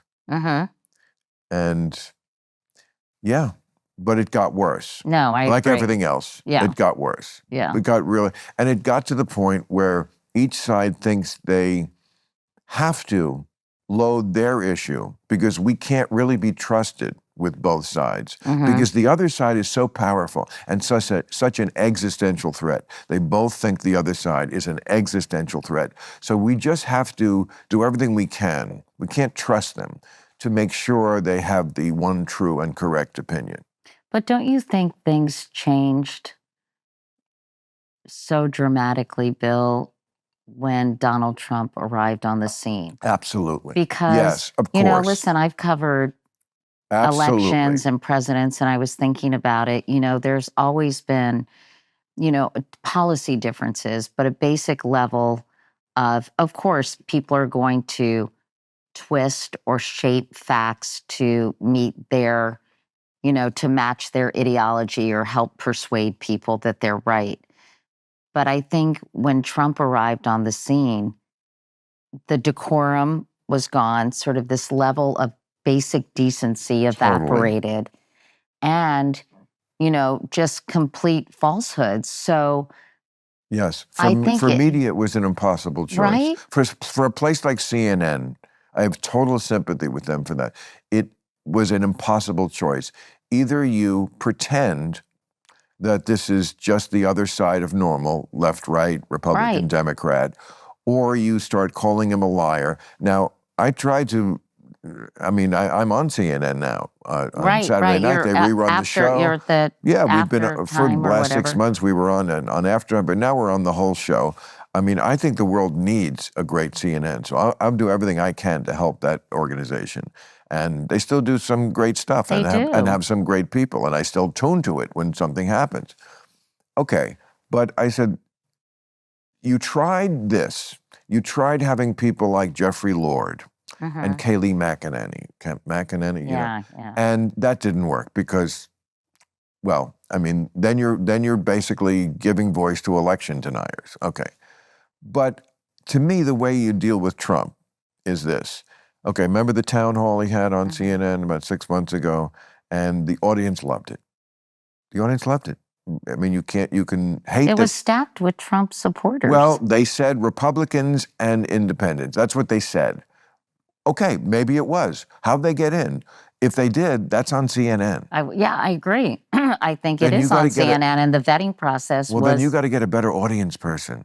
obviously. Yeah, Yeah, that's like the person who handed the gun to Alec Baldwin. yeah, You know, got to get good people in all these positions. I agree. Okay, so if that was about whatever, even if it was, here's what happened. Here's what people saw in America. They saw Trump killing it with the crowd. Then you come to a panel of 6 people who all just do nothing but dump on him and call him a liar. And America goes, oh, didn't you just see that we like him? And He's now, not a stand-up comedian. what? He's killing it. He's not a stand-up comedian. No, but popularity doesn't matter. The people loved him and what he was saying. And then you cut to a panel of 6 know-it-alls in Washington who just do nothing but talk about the negative. And like, I'm all in on the negative. No one's been harder on Trump than me. But I get it, and I'm bored with it. And there's a different way to do this, I think, which So is what is it? not to defend Trump, but to defend the people who still vote for him, because what they see on the other side to them is even more dangerous, because it's very closer to home. My kid is coming home from school and he thinks he's a racist. He's 5. What have you been telling him? You know, my son thinks maybe he's not a boy, and maybe that's true, that happens. But, you know, those kind of things are what they say, that's why I'm voting for Trump. A backlash to the pendulum swinging so far to the Conservative guy left. once said to me, what you don't get about Trump is we don't like him either. Now, that's not true for all people. There are people who just love his dirty draws, and they are dirty. But lots of people, it's like that. We don't like him, but he's all that stands between us and madness. That's their view. So I would like that view presented. That view. Not election deniers, but just try to understand why even the election denying thing is not a deal breaker for these people. And I think they're wrong. But I don't hate them. So you're saying and they're not stupid. You're saying it's cultural issues that should be interrogated. Lots of crazy shit in society that's going on that makes no sense. I talk about it in the opening of the book. I know. You talk about it on the show all the time. Yes, the one about I did the whole thing about Mr. Beast, and you know, Mr. Beast thinks a disability is something that needs to be cured. Yes, it is something that needs to be cured. Things like that. You know, the homeless, keeping them on the street, and fighting for their right to be instead of just making sure that they have a place to. It's crazy. There's crazy shit every day in the news, and it's always that kind of stuff from the left. And the stuff from the right, of course, is even more dangerous. But we're just talking about talking to people, half the country, that I don't want to hate, and I don't hate. I don't want to hate. In fact, I want to talk to. And I want to get in my audience. And when I do stand up now, I do have a much more mixed audience. I don't know if they're full-on Trumpers, but some of them. And there should be. It's half the country. They're not going to self-deport, right? They're not going to. So how do you think, this Ronna McDaniel, I'm curious how you felt about NBC. Perfect question, exactly. That's the issue right there. Election denier. Not only election denier, a little bit of a meddler. Right? Also, wasn't she? I think she also said that January 6th was sort of a festival. Fair dialogue. I can't remember. I should get the right. A Renaissance fair that got out of hand. she kind of soft pedaled that whole thing, right? And apparently was very, very difficult to reporters who were just trying to get information. I don't know enough about her, but I know that she did say the election was rigged. And so NBC is in this position. So how do you find someone who represents Trump voters who feel his policy, to your point, his policies may be better than the others in some cultural senses, if that's how they feel? How do you find someone who I mean, represents? with him, it's not even policy because you can't even talk about policy with Trump because he never really has one. He just says whatever is at the top of his head. Yeah. I think the biggest mistake people make about Trump is anyone ever thinking he planned anything. It's all just whatever at the very moment comes to him that will make people nod their head in agreement. If he pulls statistics and events out of his ass completely. It's just, he doesn't care. They fact check it. He doesn't care. He'll just say whatever it is. The murder rate is about 40% higher than it was. It's not, it's 2%. You know, it just doesn't matter. And he doesn't care. He said that thing to Billy Bush that time when Billy Bush confronted him. And he said, you know, Donald, you keep saying The Apprentice is number one. It's not even close. You just say it, Billy. You just say it. People believe it. That's who we're up against. Started on the Today Show in 1991. Okay, that's odd that my mind is playing tricks on me because we met then. But I thought it would have been in the 80s because Brian Gumbel came to my apartment in West Hollywood in 1985. I guess they wanted to do some sort of rising star, you know. Really, you sat on my little... That was you? That was me. That I is sat so on my funny. little shitty couch in my little shitty apartment in West Hollywood. And in 1985, I had this sitcom, Sarah, that was just gone on the air. Yeah. You know, they're always looking for fresh meat. And, you know. And that was when Jane Pauley was the co-anchor. Okay. But so then I must have done the Today Show when you were there. Because I think you did. I think you usually did. I think you usually talked to Bryant. I have to tell you the funniest story, though. Oh, this is really true. So, and this is all my fault. Yeah. I'm sure. First of all, I am not a morning person. Yeah. Like, I'm a comedian all my life. I hear you. I'm not a morning person either. So to do anything in the morning, I'm just in the most horrible mood. And I was a lot younger and I was nervous but I was in the makeup chair and you were there and probably said hello and I probably was like, just not, anyway, I'm still in the makeup chair, you go, and I see you're standing like on the stage, but I could see it, they're doing it on the monitor because you're probably shooting promos or something. Yeah. And I see you go to Brian Gumbel, I met Bill Maher, he's a real charmer. I said that? Yes. And you were totally right. I mean, I was completely charm-free, but I saw it on the monitor. Oh, God, that's funny. Isn't that great? That is funny, yeah. But yeah, I probably did because I was friends with Brian. Yeah. You know, he's a guy's guy. He is a guy's guy. He is a guy's guy. You got that right. He is. You know, he was prickly, but what a talent. What a talent. I mean, my God, he is Oh, such a seamless broadcaster. Right. Eloquent. Oh. I mean, when that countdown would happen, 5, 4, 3, 2, 1, he would just hit it perfect. Smooth as silk. Right? Silk. Complicated guy, though, I think. Great looking, you know, very natty dresser. No, he's a really talented guy, incredibly smart. But yes, I would say I think he's mad at me. Is he? Well, I think, you know, I never know. And I love him. I always reach out to him. Oh, I will. Yeah, that's a good idea. But I mean, nothing. And I could be wrong. He could be just busy. But I feel like he used to, check in. Yes, more and write about the show. And look, I'm not gonna lie, I have lost a percentage of fans, I would say, in the last 10 years, or 5, 10 years, something like that, and gained I think, bigger chunk. I've lost some from the far left and gained a lot more in the middle. And I'm cool with that.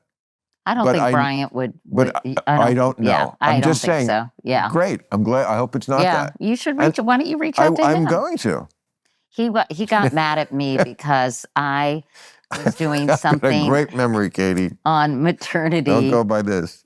Maternity leave, and he was giving me endless shit for taking like a month or 2 off. I was having my first baby. Yeah, I could see that. And he was like, "Why don't you just like drop drop it in the field and come back to work right Drop it away in or the something. I mean, it was really, But it was, that sounds like he was kidding. no, he was kidding, but he was giving Right. me a lot. He was goofing on me, but giving me a lot of shit. But it was emblematic of sort of an incredibly sexist attitude. Look, but yeah, I mean, Matt Lauer was also in that stable at that time, was he not? In the era, sorry? that era Yeah, of he NBC was. morning news? Yeah, he was the newsreader. Okay. Well, obviously there was a tradition of an old boys network. Yes.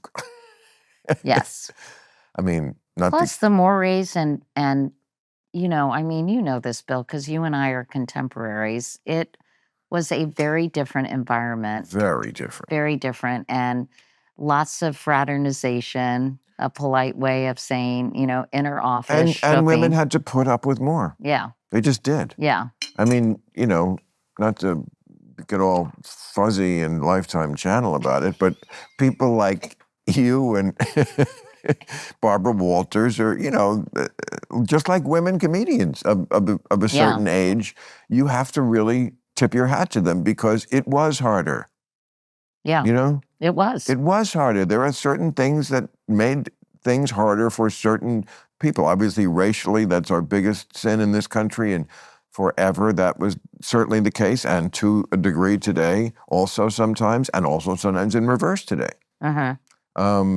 So things have changed a lot, but absolutely, I mean, if you're anywhere near my age, I am sure that you had to put up with some Roger Ailes type, Yeah. you know, even if it wasn't overt and Right, even if it yeah. wasn't like, fuck me, or you, because you were already too successful when you were young for them to pull that shit on you. But they still, there's like a 1,000 cuts people. Yes, yes. I don't want to use the word microaggressions. Right. But if you think of the true definition, it was replete I get with you. microaggressions, Right. if you want to think about And it. they do add up. Yeah, yeah. I mean, we're all sensitive people. It's Yeah. amazing. I mean, I've made fun of the term, and, you know, people can obviously take it too far. Yes. But, you know, when I think about sometimes some little thing that I will have, you know, catch myself thinking about 2 hours later, I'm like, shut up. If there's one phrase that like I say to myself in my head more than any other, it's shut up. Really? Shut the fuck up. You mean like after like the if you're fact? just obsessing on some stupid thing and then you catch yourself, and I just am always going, shut the fuck up, head. Stop Yeah. thinking. And I do.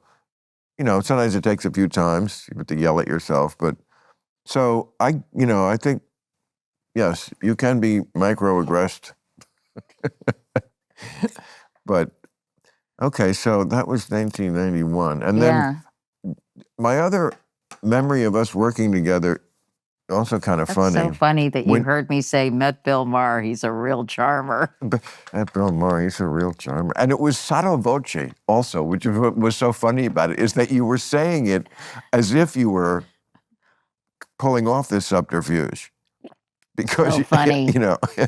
I guess I should learn. I probably didn't Yeah. realize I was mic'd at the time. But again, you were completely right. You were 100% correct in your assessment of my charm-free demeanor. What did Brian say when I said it? Do you And remember? that I don't remember. Yeah. That I don't remember. I'm amazed I remember that, but I do remember that clearly. But okay, so what year did you do the CBS Evening News? 2006 to 2011. Okay, wow. So I was at can't the remember. Today Show for 15 years. Right. And then Les Moonves came calling. And Les Moonves. oh my God, Let's tell the people who are not show business aficionados, and not everyone is, hey, I don't know everything about the smelting industry. If the conversation turned to smelting, I would hope someone would have the courtesy to explain to me. But Les Moonves was yes. sort of the biggest swinging dick in well, Hollywood. he was the head of TV at CBS. CBS, yeah. But CBS then was bought by Paramount. And but so did he have a bigger portfolio than just CBS? Was he ever the head of, I don't think so. he wasn't the head of the studio, right? No, Oh, that was no. Brad Gray. Yeah, and My then old wasn't manager. it Philippe, somebody? I don't know. I Yes. can't keep up I with all can't this either. stuff. Okay, But but anyway, he had a huge job, hugely powerful. incredibly successful, very powerful. Had started off as an actor, Yes. a little slick. Yes. Nice looking guy. But I mean, nice looking guy yeah. and very nice. And well, people make fun of me when I say people are nice. Like I told No. my husband, Barry Diller's really nice. And he's like, I'm not sure that's the adjective a lot of people would use to Les describe Barry Moonves was Diller. so nice to me and a true fan. Really? Maybe that's not a great thing to say, but people have different sides to them. Yeah. Okay, so Well, we he could tried be to very fuck his... charming. The yeah. weirdest thing about Les, so anyway, he was on top of the world. CBS was Yes. number one. I mean, the guy could do no wrong. And then, of course, comes Me Too, and the most actresses sort of saying he accosted them, assaulted them in his office. But the worst one His was doctor. the doctor. Okay, explain this to me, Bill. Oh, I was going to have you explain it to me. I can't because I can't either. he jerked off in the doctor's office after, I think he tried to come on to this doctor. Yes. And apparently somebody I met out here knows her and she talks pretty freely about it. Right. And she rebuffed his advances. Right. And so he jerked off in the exam room. Well, but what? First of all, this is not unique. We see this pattern. Harvey Weinstein. In the potted plant. This Bill Clinton, to a degree. I think Monica Lewinsky, there was some... I think that was a different situation. Well, what I mean is like finishing your sexual experience with a masturbation. Oh. I mean, or using masturbation as the plan B, like... my first choice was to take you to dinner and have you fall in love with me and want to fuck me. But that's when Plan you B have was I rape you. And Plan C, if that doesn't work, is I jerk off into an object in the room. Yeah. So I'm just saying this is a pathology, not just of one. Right. I mean, men are fucking... And didn't Louis C.K. do that as well? Well, I'm such Louis a fan is certainly of... in the broad masturbation category, but I feel like that's different because, well, he's a comedian. And he did it in front of a bunch of female comedians, right? Yes, he also asked. I mean, I think that was... And they said okay? Well, Sarah Silverman wrote a story about it. You could read it. She said, I thought it was such a great, honest thing, as she always is. And she said, some days I thought it was funny. And other days I was like, Louis, no, what? So that's human nature. Some days you want to watch a guy jack off in a dressing room before a show, and some days you don't. I don't know. You have to, look, the whole thing is so weird to me. Are you friendly with Louis? Very much so. Yeah. And He sort of has made a comeback, right? Not as much as he should be able to, because I do think there should be first of all, there's no consistency on Me Too punishments. People have done way worse things, way worse than Louis C.K. and got nothing. So there's that. But there's also, how long does the punishment last? Forever? Mm-hmm. Now, can he play anywhere in the world? Yes, stand up. Or sell his movies directly? Yes, but he couldn't even do this because it'll start the, how dare you machine, as if he's Kanye with the Jews or something. It's ridiculous. The people making the rules about it are fucking teenagers. The, who's pure enough rules. So they make no sense. So, come back, yes, but he should be fully able to, a studio should, if he had movies, he was moving toward more of that in his career, Woody Allen-esque. Right. Directing and, maybe minor roles, maybe not always the lead in his movies. And the last one I saw was quite good, I thought. But you had to, order it directly. I mean, that's one way to do it, but it's like, why? And by the way, why does Woody Allen not get to, now, maybe he's too old to work anyway, but... He's 88. He just had a movie come out. I was just reading about this afternoon. That's a French movie. And yeah, it was sort of a whole piece on, can you love the art if you don't respect the artist type thing? You know, Picasso, Woody Allen. I respect the artist and the man. Mm-hmm. I don't think he committed that crime, that there was 2 police investigations that exonerated him. I mean, like, what do you have to do in this country? You know, all these actors who won't work with him anymore, some of them made movies with him. I regret doing that. What a bunch of pussies. Okay? First of all, it's a very improbable crime that they're accusing him of. Plainly, the other party had motivation and was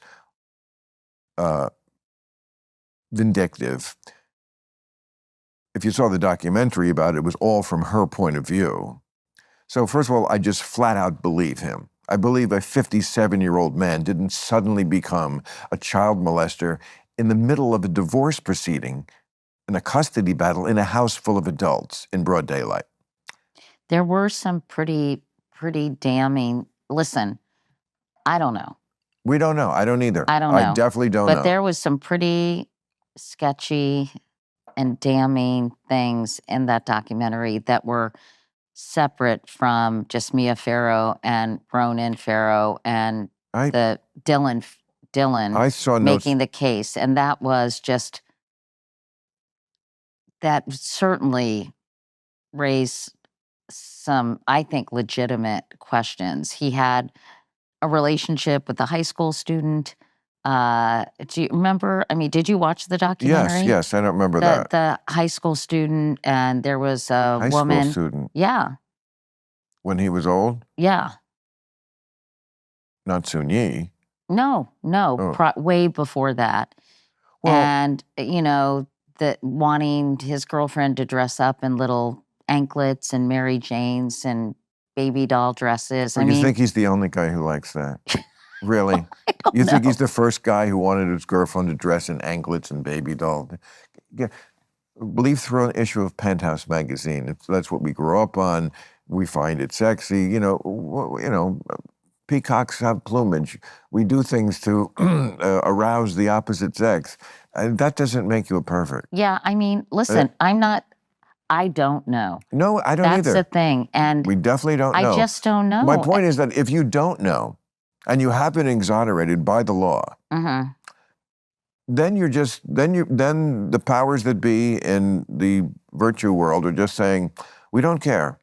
It just feels right that you're wrong. So Elkin Abramowitz is a friend of mine, and he was his lawyer, and he, you know, has told me this is not true. But then you know, it's just very hard to figure it out. Look, we both keep saying, I don't know. I think your I don't know is like a 50-50, and mine is like a 90-10. Mm-hmm. I find it very improbable. Do I know? No. Is it possible? Anything's possible. And what do you make of the fact that his brother-in-law, this is never brought up in the thing, but Mia Farrow's brother was a convicted child molester. Did you know that? Mm-mm. Yes. It's interesting how that one never gets out. Mm-hmm. That's what I mean about I don't trust. I know the person who directed that film, documentary. Well, it should have been called Mia's Story. Yeah. I didn't mind them doing it, but don't call it, what was it called? Allen versus Farrow. Which implies a court hearing, and in a court hearing, the defense gets to rise and make their case. That didn't happen here. So that is not Allen versus Farrow. That's Mia's Story, which is fine. Do that. Be honest about it. Call it that. You know. All right. Back to the 80s.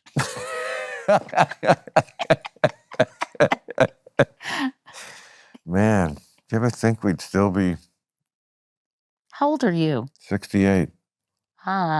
Finally, someone older than I am. I always say that. I'm 67. I know.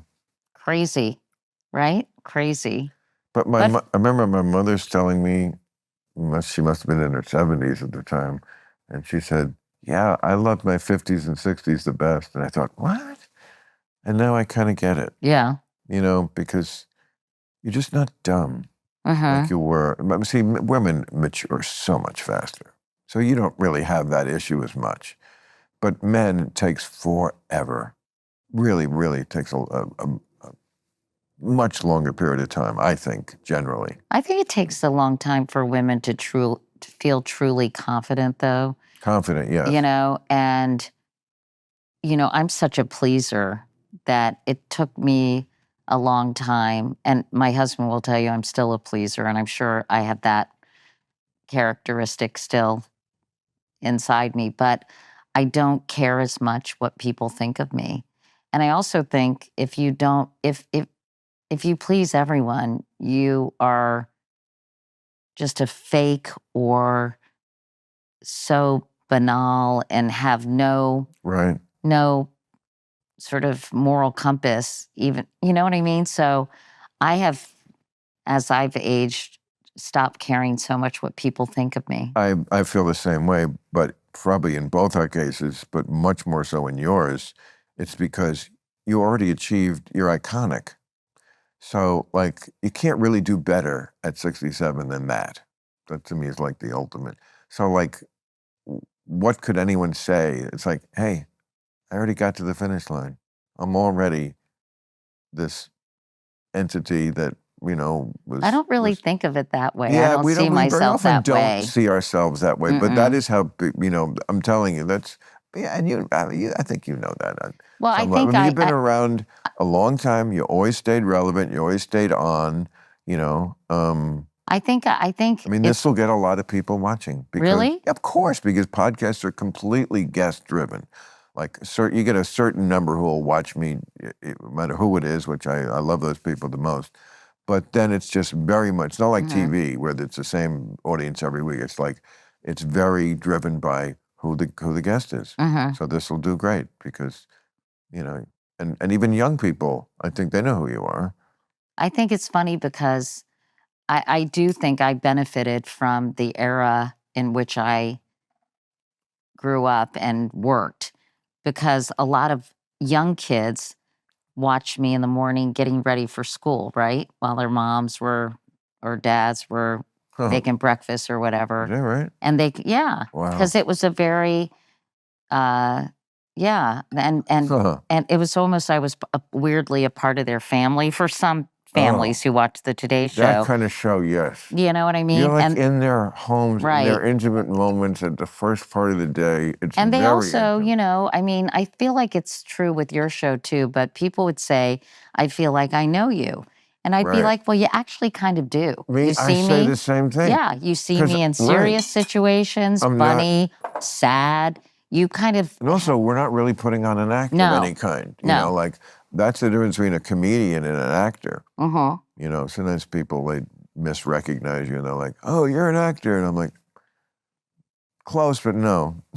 Yeah. I'm kind of the opposite of an actor. I was an actor. I mean, I did acting in the 80s. That's why these brilliant movie posters are here. But Wait, and you had a funny, these are you had a funny one where the actor looked like you last week. Oh yes, that what movie that was Body that? Double. Yeah, Body with Double, Brian De Palma, right? Yes, Craig Wasson was the actor who, when I first started, yes, they thought I was him. Oh, that's funny. But I think people know you less because you're a comedian and more when you have conversations with people. Yeah, you can't help You know, that. because I think there are a lot of comedians who, if that's all they do, I don't feel like I really know them. You know, if they just Right. did stand up and stand up Right. alone. Right. But it's because we see you in all these different situations, interacting with people. And that's what I think develops this parasocial relationship with viewers, you know? So my point is what I said earlier, Bill, about like, you know, we didn't have that paradox of choice when I was working.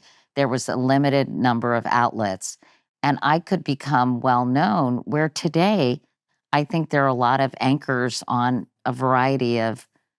from a variety of places that could walk through an airport and nobody would know who they are. Right. You know, just because they don't have that position in Right. the culture. And it's not because they're not good or not likable. It's just that there's so many of them. And that's the thing, why somebody gets to be iconic, because trust. the people that wind up in those jobs and last in those jobs like you had, the people are really trusting you. They're like, yeah, you are in my bedroom and the kitchen and the kids are around and, I don't want anything stupid to fall out of your mouth. Yeah. And, it's such a tightrope you have to walk between like, not offending either side. Oh, here's the funny story I was going to tell you. So, okay, this must have been 2006 because when you first went on with CBS Evening News, before the show was even on, there was an idea. I don't know if it came from you, but we got the call. I was very excited. Oh. You remember this? Yeah. Like you wanted to do a segment on, like you have a guest segment and basically do what I do at the end of my show and do a little piece. Yeah. So I was very flattered, and then we went through the process with the people who were producing it, and we never did it because it's so funny. You said to me, like, this, whatever you think, like we just want to hear points of view. Of course, everything I said was too outrageous for them. And when I turned it on, it was, what's the name of the guy who did that movie where he ate all the McDonald's? I know you. I know Morgan. Morgan. No, not Morgan Freeman. Not Morgan. Would have been so good with Morgan Freeman. You're right. Something in Me or something like that. Yeah. Right. He ate McDonald's for a month. Yeah. And I think for like a year, maybe. Morgan Sperling. Sperling. Yeah. Morgan Sperling. Morgan Sperling. Yes. And okay. Yes. So anyway, and it was a very good documentary. It was very funny. Yeah. And I think he did some other good things. But this thing was just, it was the most, like, no one could disagree with it, and therefore, it was just like, why can't we all be nice, kind of thing. And it was like the most innocuous, and I was like, they took her idea and they shit all over it until it was just absolutely nothing. And this is what I tried. happened. I really wanted to do it. It was Thank you. No, it would thank me. It was 2006. The show had only been on 3 years. It was not like some sort of cultural institution. I was nervous about my future, and CBS Evening News wants to. Yes, that's a great legitimizer. So I really wanted to do it. But well, let me tell you, atheism, no. Pot smoking, no. Whatever I suggested was like, no, that's too controversial. Like, but she said that's what you want to do.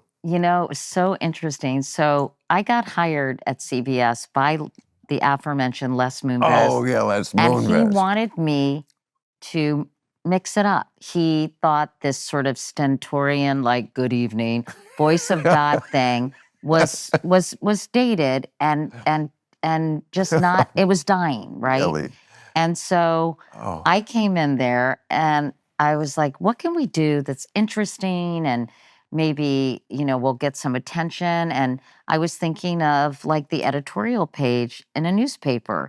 Wouldn't it be interesting if we did actual kind of mini op-eds by people? That's what it was. Yeah. And so it was called Free Speech, and it wasn't.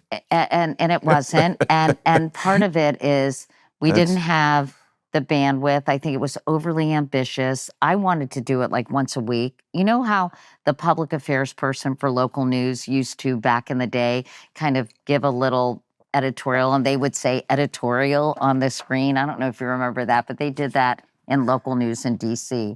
And one of the executives said, "Oh, let's do it every night."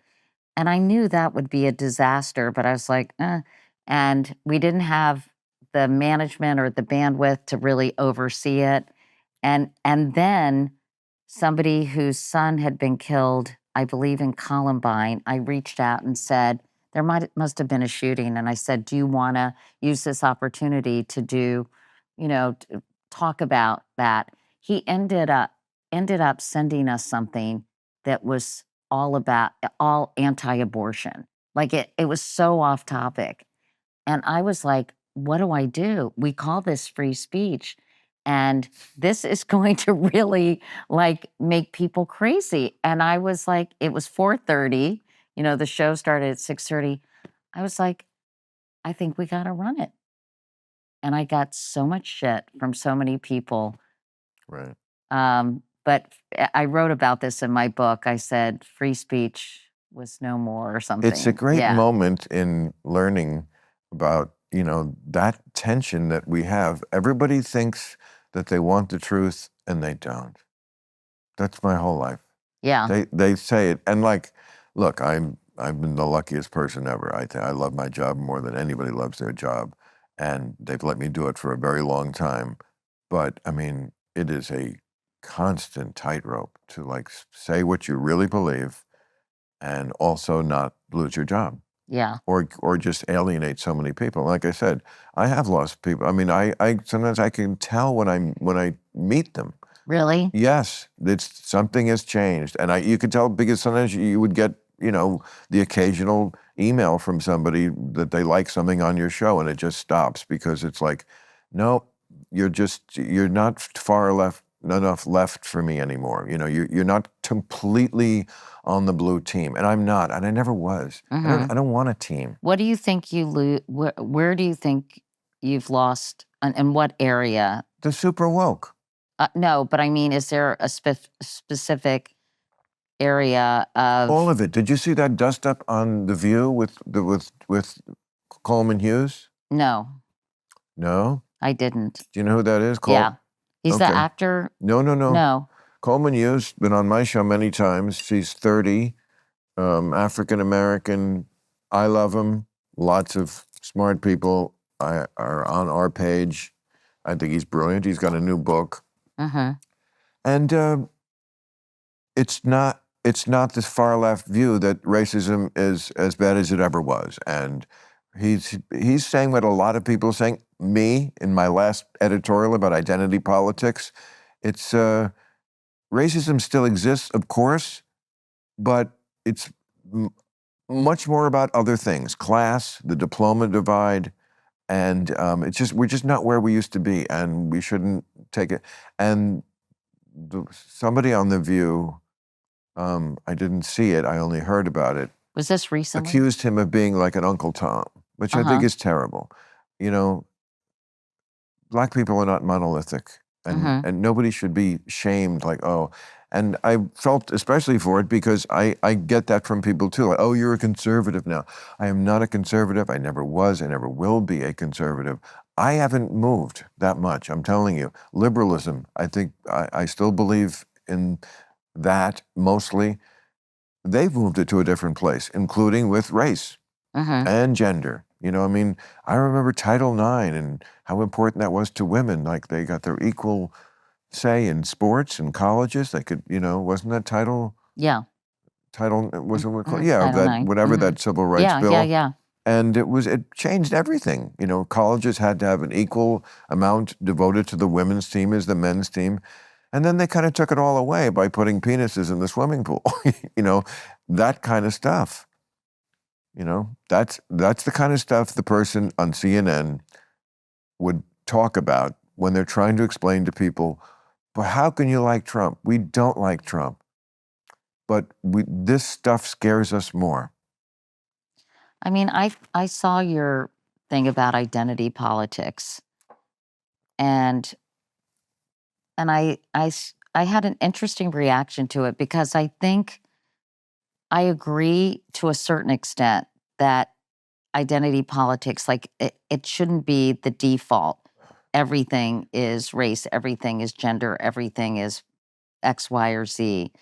On the other hand, I felt like you were being so binary about it that, how can you not overemphasize identity politics, but yet still acknowledge systemic racism or sexism or things that exist in the culture that need to be addressed, but it's not all about that. In other words, are there degrees of this that can be acknowledged and appreciated without it automatically going to identity politics? Is that making sense to you? Yeah, but I didn't say it couldn't. No, but I felt like the way you positioned it, it kind of ignored some of those things, at least the way I interpreted what you were saying.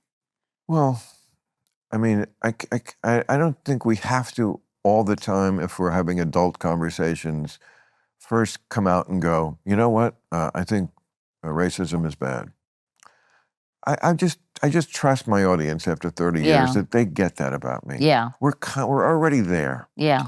I don't. To me, it's like it's boring. Yes, we're there. We don't have to constantly assure of things that are. And again, there was nothing in it that I think. I mean, most of it was about how it's antiquated identity politics because we're just so mixed together now. Right. You know, the idea came from the Beyonce doing the Right. country album. It's like Right. Jelly Roll. He's this guy who's tattooed, but he's a rapper, but he's a country guy, and we're all mixed together. A fifth of all the marriages now are interracial marriage, and it's just like the point of it was more. And of course, that's good for comedy, those kind of things. The point of it was more like, even if you want to do it, it doesn't make sense. And the bigger point was, this is a losing issue for the Democrats. They're losing minority voters. Right. Losing I know them. that. And, you know, if you're in a hole, stop digging. And was it The Guardian or The Economist, somebody who I quoted when they were studying this, and they said, yeah, I forget the wording, but the gist of it was, yeah, when race becomes less important in people's lives, they vote on other things. Other things are more important. We should like celebrate that. That's a lot of progress, you know. And you can always look like the gooder person by saying, well, but things are still bad. Yeah, things always will be somewhat bad, I think. And I'm just not going to stop all the time to pause and, yes, but that is what I believe. I firmly believe that racism exists and still exists. I mean, obviously, lots of things, mostly if you look at it, it's in the economic sphere. Like the net worth is crazy off. But I don't know how you remedy that. I mean, some people You're talking about income inequality? No, not what blacks and whites make today. That's, I mean, it's against the law, been for a long time, to pay someone less because. Right. No. But I mean, I'm sure there is a difference because of course, the legacy of our history. There's going to be huge disparities in everything. No, I'm talking about like net worth, like what you're worth.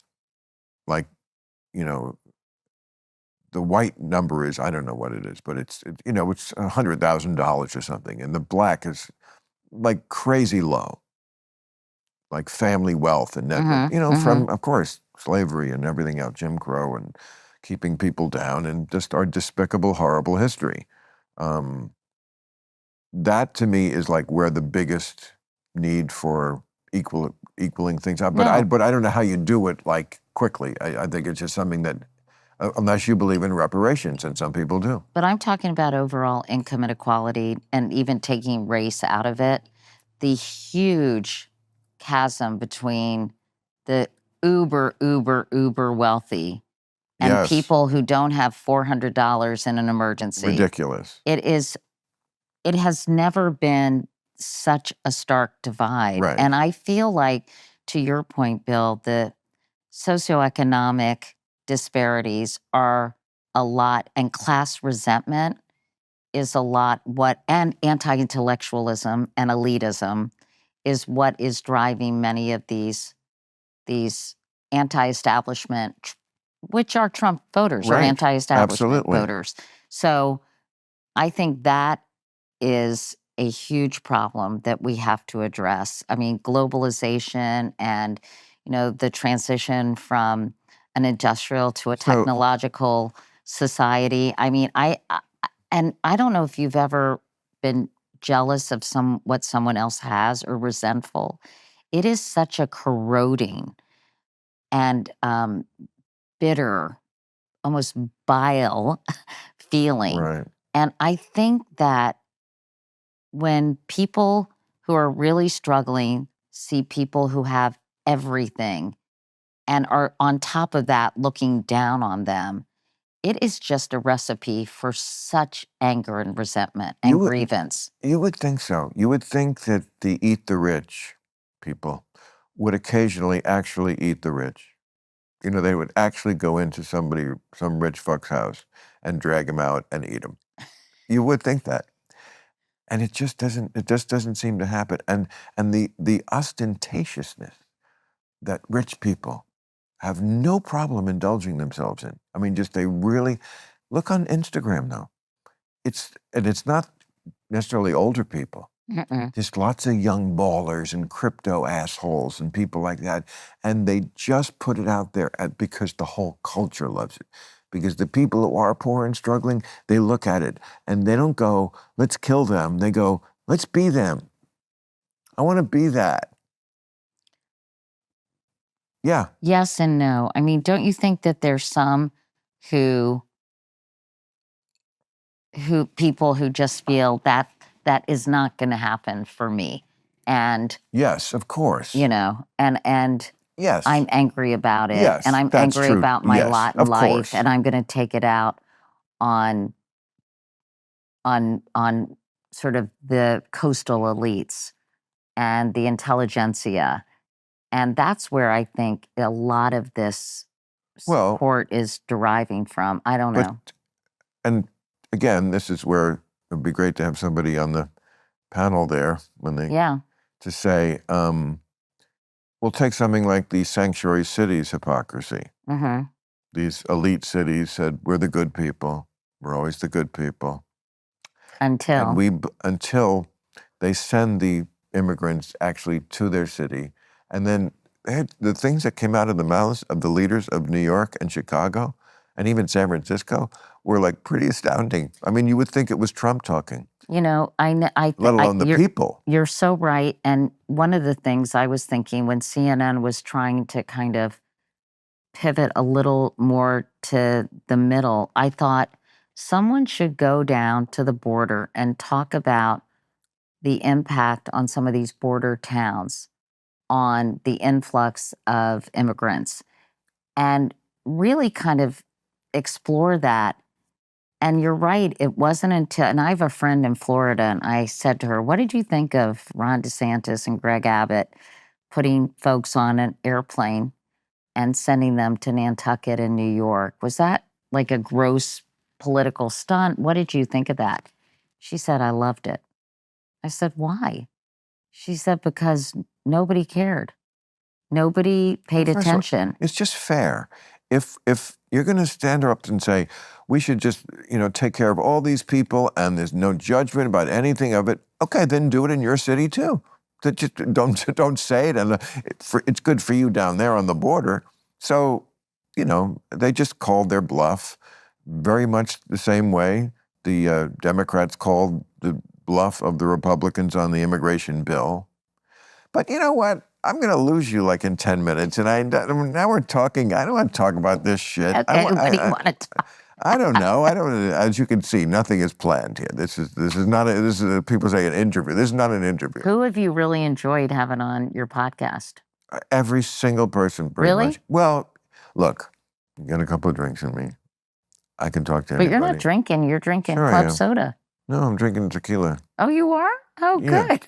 I didn't. You said you take club soda and you put that Jing stuff in it. You didn't mention the tequila. Jing. I drink it and I pour it on dog shit. Yeah. No. So what do you drink? Let's get to the personal side. Let me do what kind of tree are you? What was that? If you were a tree, what would you be? I bet you she said that was Barbara Walters. I know, and it was like forever. Like it was, I think it was Katharine Hepburn. It became maybe. like the go-to. I know, but I think. But I bet she probably said it once. There's a new book about her, and I think it got misquoted. And Susan Page wrote. It's coming out around the same time as your book, huh? Just people just latch on to something to be assholes. I mean, I was going to say that when going back to your producer, I think problems with that news segment, like, you know what? The people around us, they hold us back.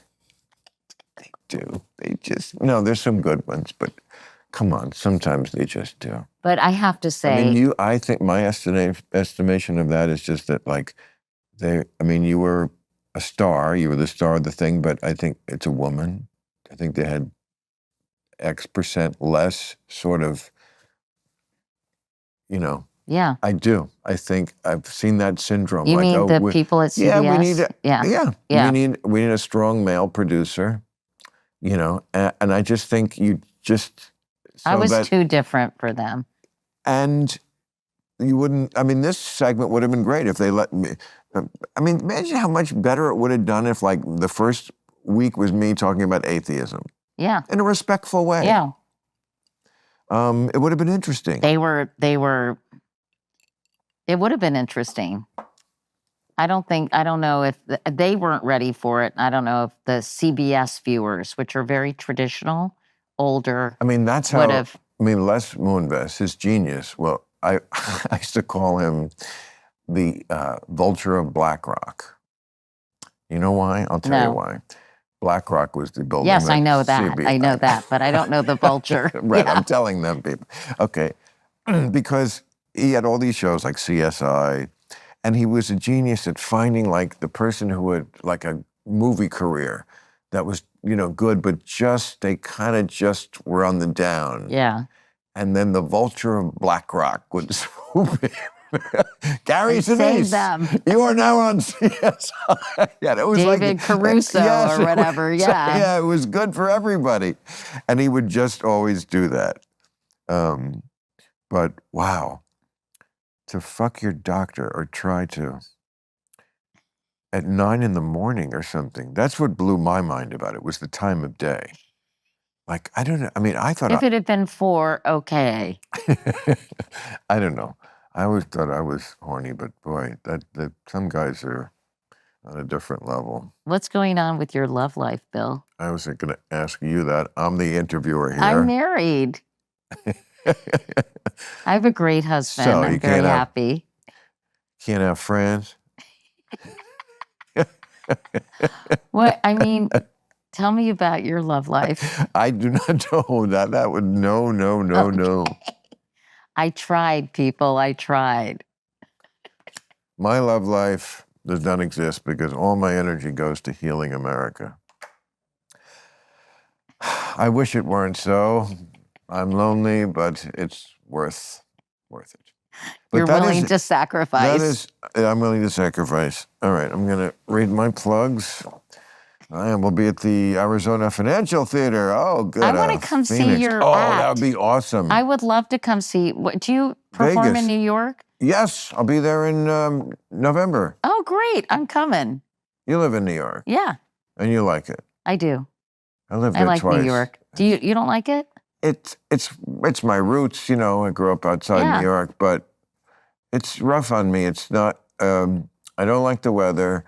I don't like living in a building, and I never got along with the girls.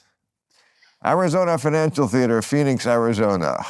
It was always like playoff basketball in New York, like, you know, no easy layups. You know what I mean? May 18th, Borgata Hotel, Casino and Spa, Atlantic City, New Jersey. Get that shit out of here. Hard fouls, you know, like Jordan rules. May 19th at the Palace Theater in Albany, New York. All right. And your thing, come on. Oh, we have to talk about my company.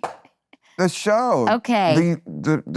Okay. Can I? I'll do. Okay. Show. So I'll do a couple of things. I executive produced a documentary that is going to air on HBO on April 16th with some incredible filmmakers, Mark Levin and Daphne Pinkerson, and it is a lead up to the 30th anniversary of the bombing of Oklahoma City. And what it does, it sort of traces domestic terrorism from the early 80s in Arkansas to Randy Weaver, to Waco, and how Timothy McVeigh and the role April 19th played in all this, and how it led to the Oklahoma City bombing. I think it's a really important documentary. Now say it for Gen Z.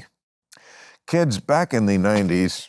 Back in 1995, yes, there was the Waco biggest. Waco was 94. Yeah, well, Oklahoma City was 95. April 19th? Yes, they were both April 19th. That's not a coincidence. No. They take that date very seriously. Very seriously. That's the beginning Patriots Day. Because that's the American Revolution. That's when Lexington and Concord, kids, that started the American Revolution, and that's how America became a country when we broke off from Spain.